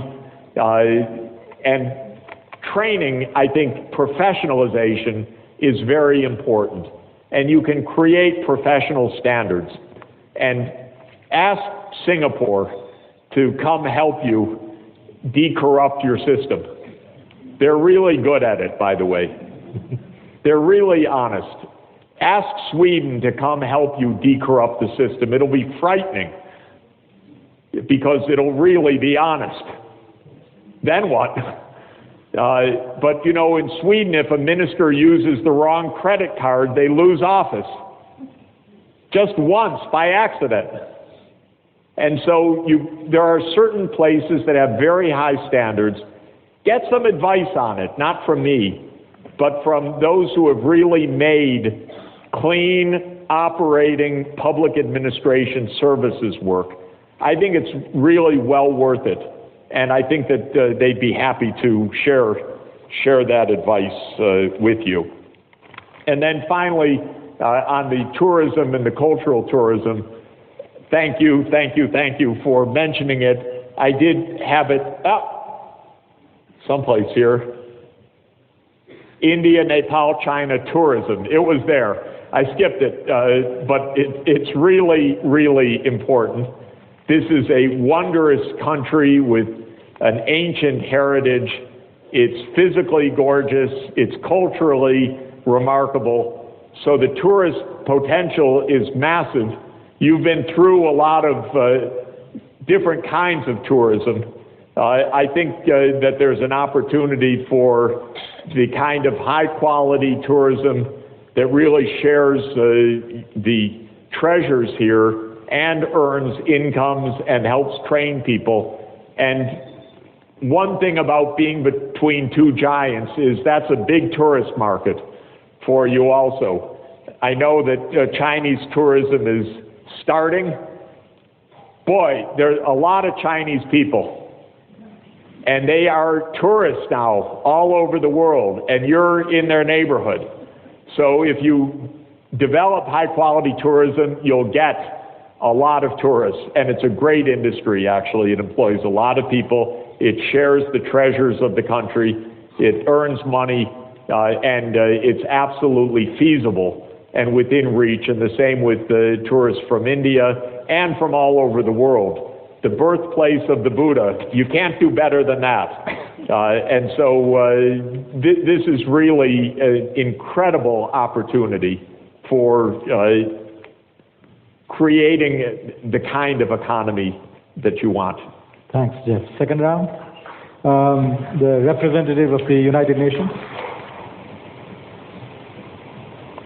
Can we have a mic here?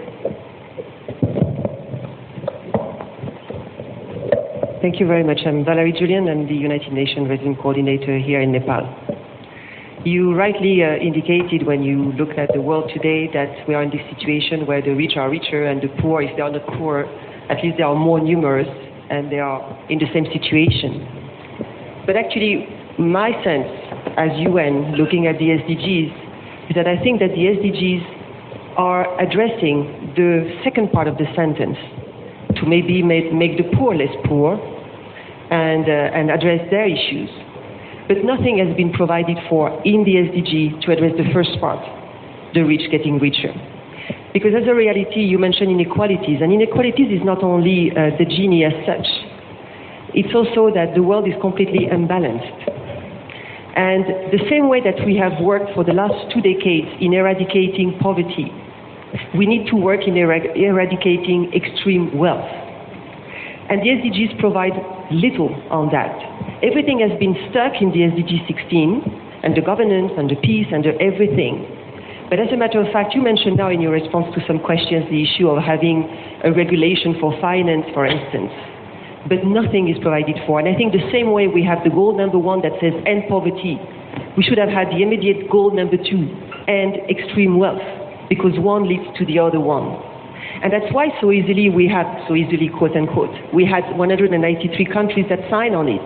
Because as a matter of fact, the entire financial system is not affected by the SDGs, is not threatened directly by the SDGs. And that's certainly the biggest lacuna that the system has. Because the crisis that happened in 2008 can easily happen under the SDG era. So somewhat, this needs to be addressed. And I would love to hear from you. I'm trying to write down names, so I might miss many names. Krishna had his hand up. You can go to the... Okay, Madhav Karki next. Oh, you have the mic, so go ahead. Thank you very much, Dr. Wagle.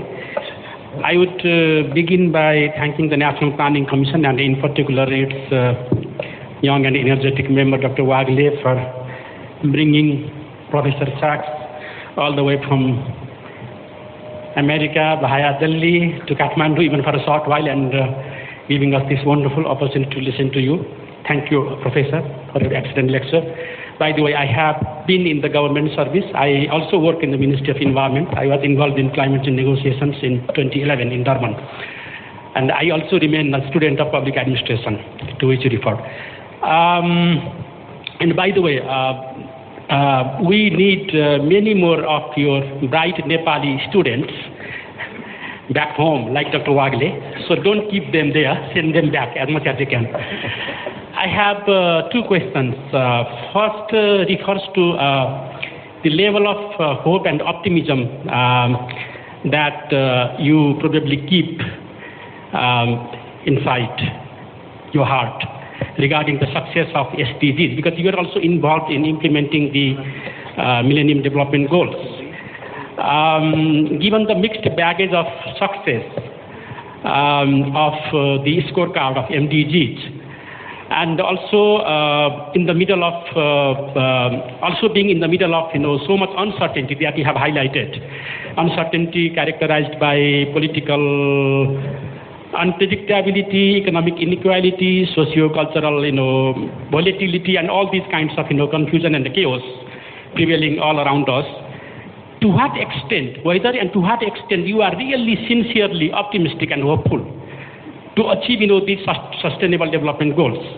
That's the first question. Second question is, I remember you once praising so-called the Buddhist model of Bhutanese development. I wrote an article in Project Syndicate. You praised for their cross-national happiness kind of model.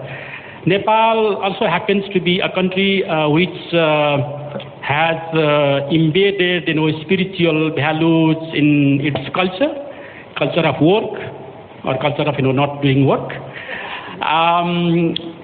I take it as a sort of spiritual dimension of development, because we Nepalis are sometimes taught and guided to renounce the so-called Western style consumerism driven materialist living.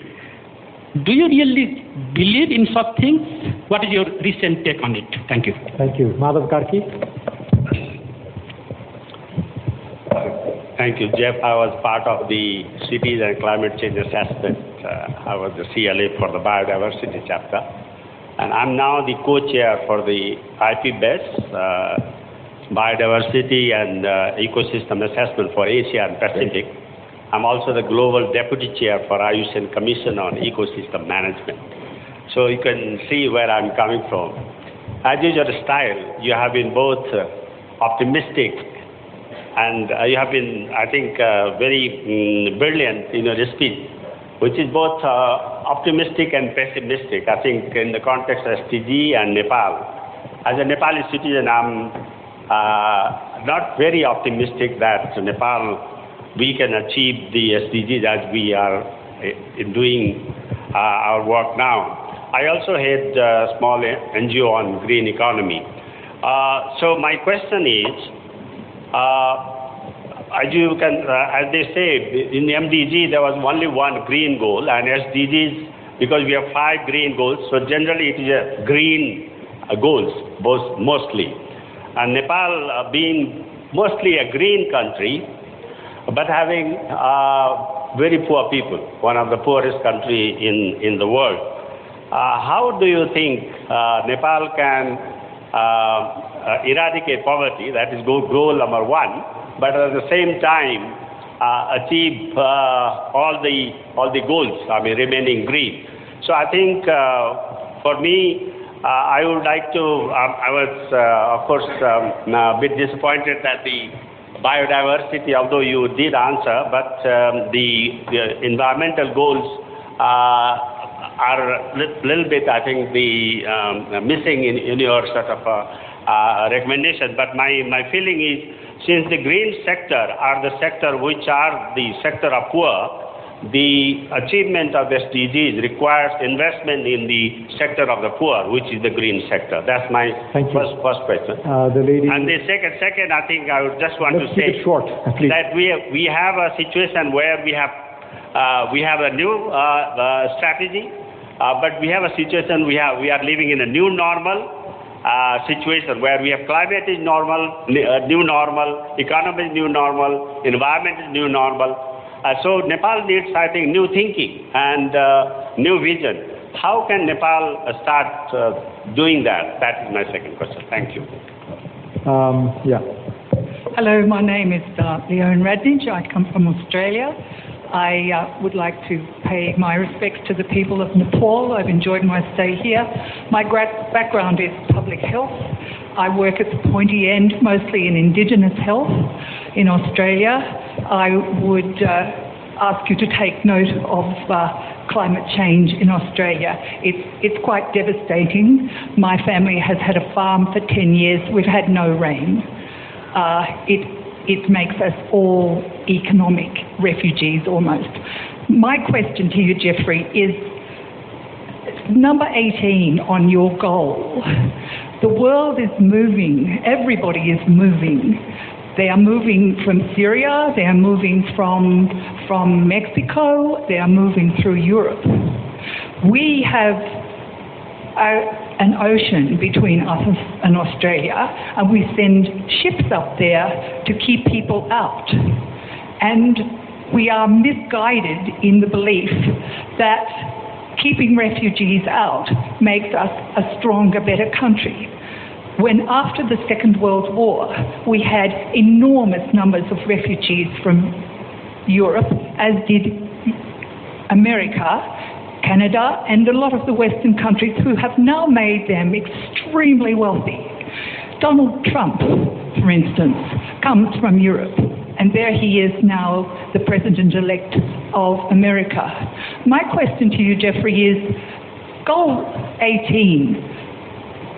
What way will you ensure that the refugees of the future, the little child who's born today and is 14 years old, if I'm right, in 2030, how is he not the next underclass of poverty people in this world? And that's my question. Thank you.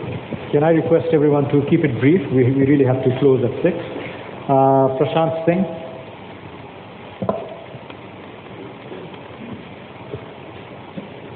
Too many people, very scarce time. Thanks, Jeffrey, for making a fantastic case for sustainable development. I'm the founder of Himalayan Climate Initiative. I work with hundreds of corporate partners and maybe thousands of youngsters exactly on the subject that you talked about. And I have some good news to share. I think the millennials, even in Nepal, they clearly understand many things that you talked about here.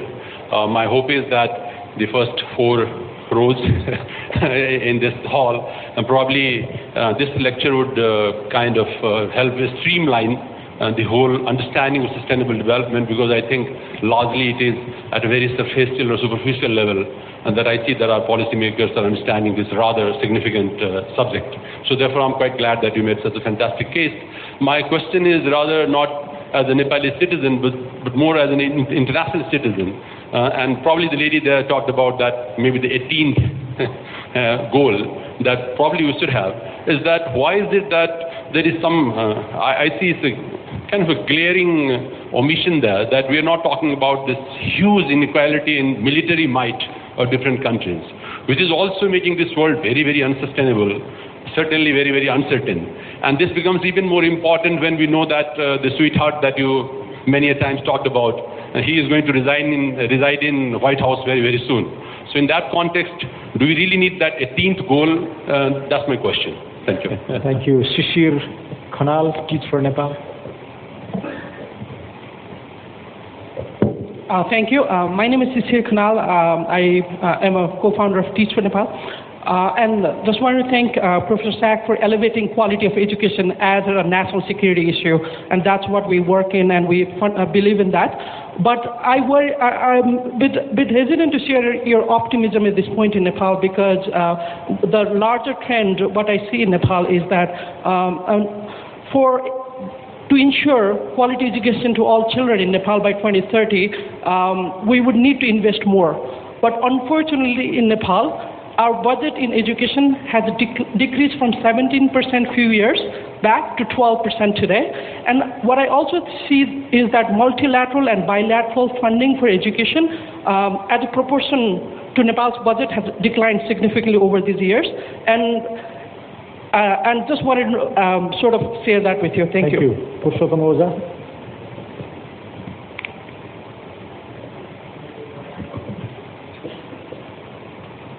Pukar, you have the mic, go ahead. Purushottamji, just hold on. Yeah, Pukar. Professor Sachs, at Kathmandu University, we teach the Age of Sustainable Development. That's the book that you signed for me in 2015 when I met you at Columbia University. Great. On your advice, we are also the member of SDSN, but what do we do next? That's my question. Pukar? Yeah, I have got the mic. Can I? Okay, go ahead. Thank you, Dr. Wagle. And of course, thank you very much, Professor Sachs, for your very insightful presentation.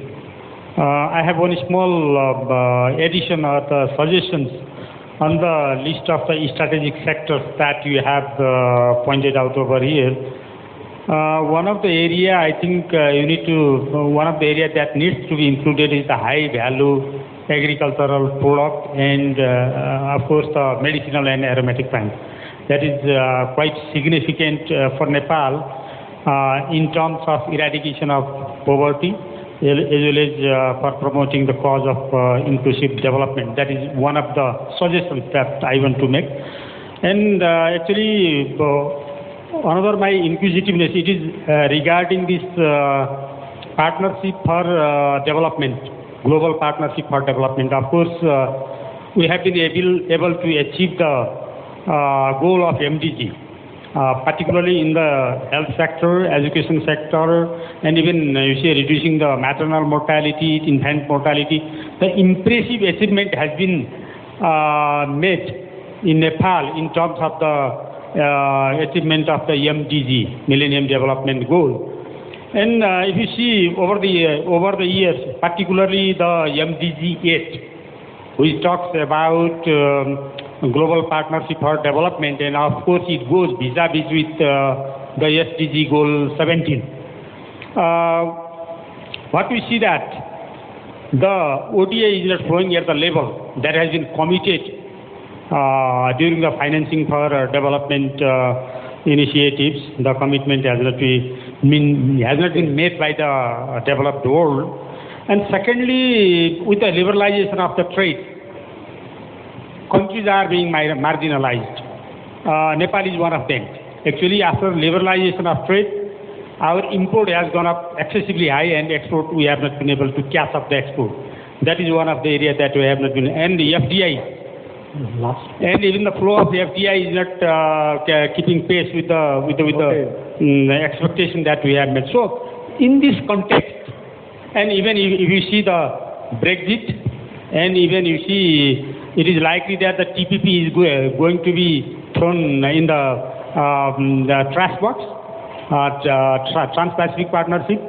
And if you see the movement around the world, it looks that the globalization and the liberalization process is being rolled back. Okay, thank you. So in this context, how do you see the global partnership for development that is contained in SDG 7 will be achieved in the days to come? Thank you. Thank you. Jeff. Oh, thank you for the easy question. I feel it's like my oral examination in grad school.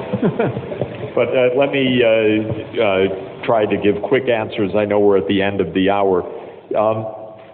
On the question about the rich getting richer, it's actually important to note that in the MDGs, the goal was ending poverty. In the SDGs, the goal is both ending poverty and reducing inequality. And so it is there, by the way, and this is something new. Now, you should push that it is something new. The United States never accepted before a goal on inequality. They said, we don't care about inequality. We will help the poor, but if the rich get richer, that's not our business. Now we actually have a goal on inequality. And if you look at why the inequality in the United States has increased, it's mainly because the income at the very top. And so we actually are now, for the first time, saying that's not good enough. That won't work. And it is true that if you have wealth that is growing at the top, even if the poverty isn't worsening, the political and the social conditions are going to worsen. And that's what's happened in the United States. And so we should be limiting this extreme wealth. And there is a matter of responsibility. And I think it's there. Now, it's fragile because this is an intergovernmental agreement. But go say what you're saying. Say it over and over again. But don't say it's not there. It is there. It's there. It's fragile. And it's important to build on it. And it's important to note that extreme wealth can undermine democracies. And that's what's happening in the United States. And so we do need to take that into account. But I appreciate the comment. I just think that SDG 10 is something new and something quite useful. On whether I'm optimistic, this is a lot of questions. How can this be actually achieved? We don't know. And it's not, at least for me, the most interesting question of trying to guess. It's the most interesting question of trying to do. And sometimes I found things that I never expected to happen, all of a sudden to happen, and things that I really expected to happen not to happen. And I'm glad that I didn't guess on certain things, because things sometimes even go better than you expect. So when the MDG started, I was campaigning for increased health funding globally. And I had the idea to have a global fund so that we could fight AIDS. And I went to the White House with George W. Bush. He was just about my least favorite president. Now we're going to have a race for that. I don't know how this one's going to be, but I didn't really expect too much. But it happened that George W. Bush, who did a lot of terrible things in my view, also did some very, very positive things, including large funding for building up the public health financing. The U.S. was the first country to join the Global Fund to fight AIDS, TB, and malaria. The U.S. created a special program called PEPFAR to fight AIDS. The U.S. created a special program to fight malaria. I recommended all of those. They actually did those. And I was rather surprised. And President Bush, at the end of his term, said those were among his proudest achievements. And I guarantee you he didn't have that idea going into office, that he would do that. So we just don't know. President Obama, I thought, was going to do a lot more on this than he ended up doing, to be quite frank with you. Of course, he inherited a financial crisis, but the aid levels were flat. They didn't increase, though they should have. I think he made a mistake in that. So I'm looking forward, really, to speaking with our new Secretary of State, whoever that turns out to be, to explain why it's in the U.S. interest to be more generous. We spend about 30 times more on the military than we do on development aid right now. It's a disgrace of foreign policy, but worse than that, it's a mistake. It doesn't make us safe. It makes us more dangerous. And it puts us in more danger, I should say. And so I don't know whether it will work, but I'm definitely going to try. And therefore, I personally don't think that the right answer all the time is, are you optimistic or not? I just think this is worth the fight. It's feasible. Good things can happen. The world can open up its eyes. And by the way, it's not true that development aid is rolling back. What's interesting is that it's shifting, because aid by some countries is rolling back, but aid from China is soaring. China became the biggest funder of infrastructure in Africa, probably, if we could add it up accurately, bigger than the World Bank. China's building hydroelectric dams all over the place. China's building all sorts of facilities. It's not counted in the so-called OECD development tables, because those are the Western countries, by and large. Japan's there, Australia's there, but China's not there. But China's a big donor. I'm counting on China becoming an even bigger donor over time. It should be.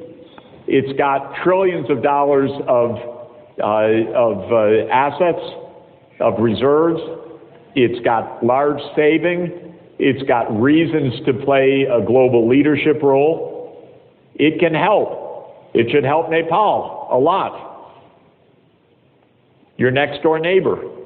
And so I wouldn't give up, and I wouldn't just look to the traditional donors. I would remember that the world's changing. The ones that can help are changing. With India, we're working with the Indian government for India to help Africa on information technology. That's going to be a big deal. You know, India has the Aadhaar program for the unique identification. The Indian government said, we'll bring that to Africa to help African countries to do that. And to Nepal, by the way. Just ask for it, because it's great expertise. You need online unique ID. I think. I doubt that it exists yet. Not yet. So, you know, in India, 1 billion people have been registered with the iris scan. And now you can use that for banking, for e-governance, for e-payments. So next time the governments meet together, ask, could India help us with Aadhaar in Nepal? I think it would be a great thing to do, because that would really accelerate your e-governance potential. So the world of development aid is more complex. You have more choices also. And I think that that's really a very important and encouraging part of this. On the spiritual dimension of development, I co-edit every year a report called the World Happiness Report. It's a simple idea. And the simple idea is that it's interesting to ask people about the satisfaction of their life. The idea of that report was made in standing in the office of Prime Minister Pinley next door in Bhutan, about 6 years ago when we were there for a meeting on gross national happiness. And I said, why don't we do a report on this? And we've now done several of these annual reports. It's really worthwhile to ask people about the satisfaction of their lives because you learn a lot. And the way that they ask the question is very straightforward. They say, imagine life is like a ladder, and the bottom rung of the ladder is the worst possible life you can imagine, and the top rung of the ladder is the best life you can imagine, and the worst rung is rung 0, and the top rung is rung 10. Where are you on your ladder of life? And that question is asked in 160 countries by Gallup International. And it turns out you learn a lot from that question. What do you learn? You learn that being richer makes you happier. It does, because being poor isn't so happy. It's a hard life. Poor people work a lot harder than rich people, by the way. Absolutely. Poor people work physical labor that is very, very arduous. Rich people go to Starbucks in my country or something else. They have a lot of leisure time. Being wealthier helps. It does. I mean, it raises people's quality of life because being poor is really a tough, tough life. But it's not the only thing that matters. Being healthy matters a lot. Having a social support network helps enormously. Do you have someone you can rely on, or are you alone? That's one of the most important determinants of people's perception of the quality of life. If they're lonely in society, they're unhappy. Do you trust other people in your country? That's a major predictor of happiness. If you live like in the United States where nobody trusts each other anymore, people are not happy because of that. They may be rich, but they're not happy. And so you really see the difference of that. Also, one of the big determinants of happiness is, do you trust your government? Because nobody likes to live in countries where they feel the government is just robbing them. And that really shows up as a major predictor of happiness. So I wouldn't call it exactly the spiritual side, but I would call it beyond income. And it's very clear that it's a lot more than income that makes for a good society. We know that. This was pointed out 2,500 years ago, 2,400 years ago, 2,000 years ago. Every great sage from the Buddha, Confucius, Jesus, Aristotle, they all made the same point. They're right, by the way. And so this, I think, we should measure. I'm working now with the government of the United Arab Emirates. They want to make a coalition of governments around the world that are interested in promoting well-being, not just income. If the government of Nepal is interested in being part of that coalition, just ask me, because I'm helping the government of the Emirates to set it up. And I think that it's quite worthwhile. So this is really a serious, good new direction. On the question, can Nepal really escape poverty and protect the environment? Absolutely yes. One reason is that you're lucky in the energy mix that you have, because run-of-the-river hydroelectric power is really about the best you can have. And you've got a lot of it. And that means you can have electrification without coal. You can have vehicle mobility without petroleum. So this is a way to have development that's a lot without diesel, a lot cleaner than you have right now. What's also likely to be true in this country is that, as I said, 25 years from now, there will be many fewer people in the rural areas and many more people in the cities. In a way, that's going to take pressure off the rural biodiversity, because also you won't have to cut wood for the fuel, the heating, the cooking, because clean electrification is actually a better option. It's safer, it's healthier, it's less dangerous for the environment. Also, living in cities, as long as the cities are well designed, actually takes pressure off the forests, and off of the rural biosphere. So planning for urbanization is really important in this country. But I don't see why you can't do both, protecting the environment and ending poverty. In fact, the way that it should go hand in hand. On the migration issue, let me just point out one, I think, interesting fact. First, sorry, I'll try to be brief, but just to explain a couple of things.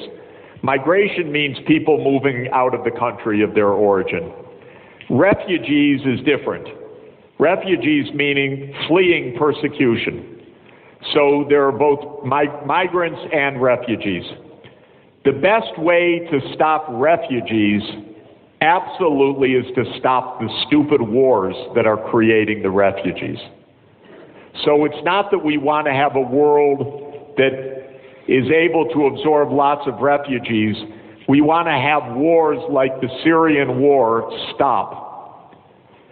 The Syrian war, I don't have time to go into a long lecture, but I can tell you it's a stupid war. The U.S. thought it up. Together with Saudi Arabia, they wanted to overthrow the government. While I don't like the government very much, I even less like the U.S. overthrowing other countries' governments, because it doesn't work, because it's illegal. It's just a bad idea. And if the U.S. hadn't tried to overthrow Bashar al-Assad, there would never have been a Syrian war. So we can avoid a lot of refugees by behaving according to international law. When refugees occur, it is our obligation to take them in, not send them back to danger. That's a law under international law, the Geneva Conventions on Refugees. Migration is different. Migration is being pushed by poverty or by being pushed by even environment, because that's not counted as refugees, though you can use the phrase environmental refugees. By international law, that's different. We should also try to limit that, not to stop people from moving, but to stop them from having to move. By ending the extreme poverty and deprivation in places where people are leaving, so that people can stay in their countries of origin if they want to and find decent work in them. Most of the people that have left Nepal have left out of a sense of necessity, that they have to because they're trying to find work to support their families. But with economic development at home, there would be less movement abroad. This isn't to stop international migration. It's to say it shouldn't be a necessity. It should be a choice.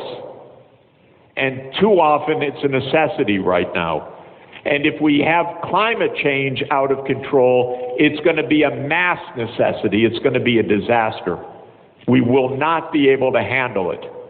Let's say the sea level rises and Bangladesh becomes unlivable because it's a low-lying delta, and it could be submerged or flooded to the point of uninhabitability.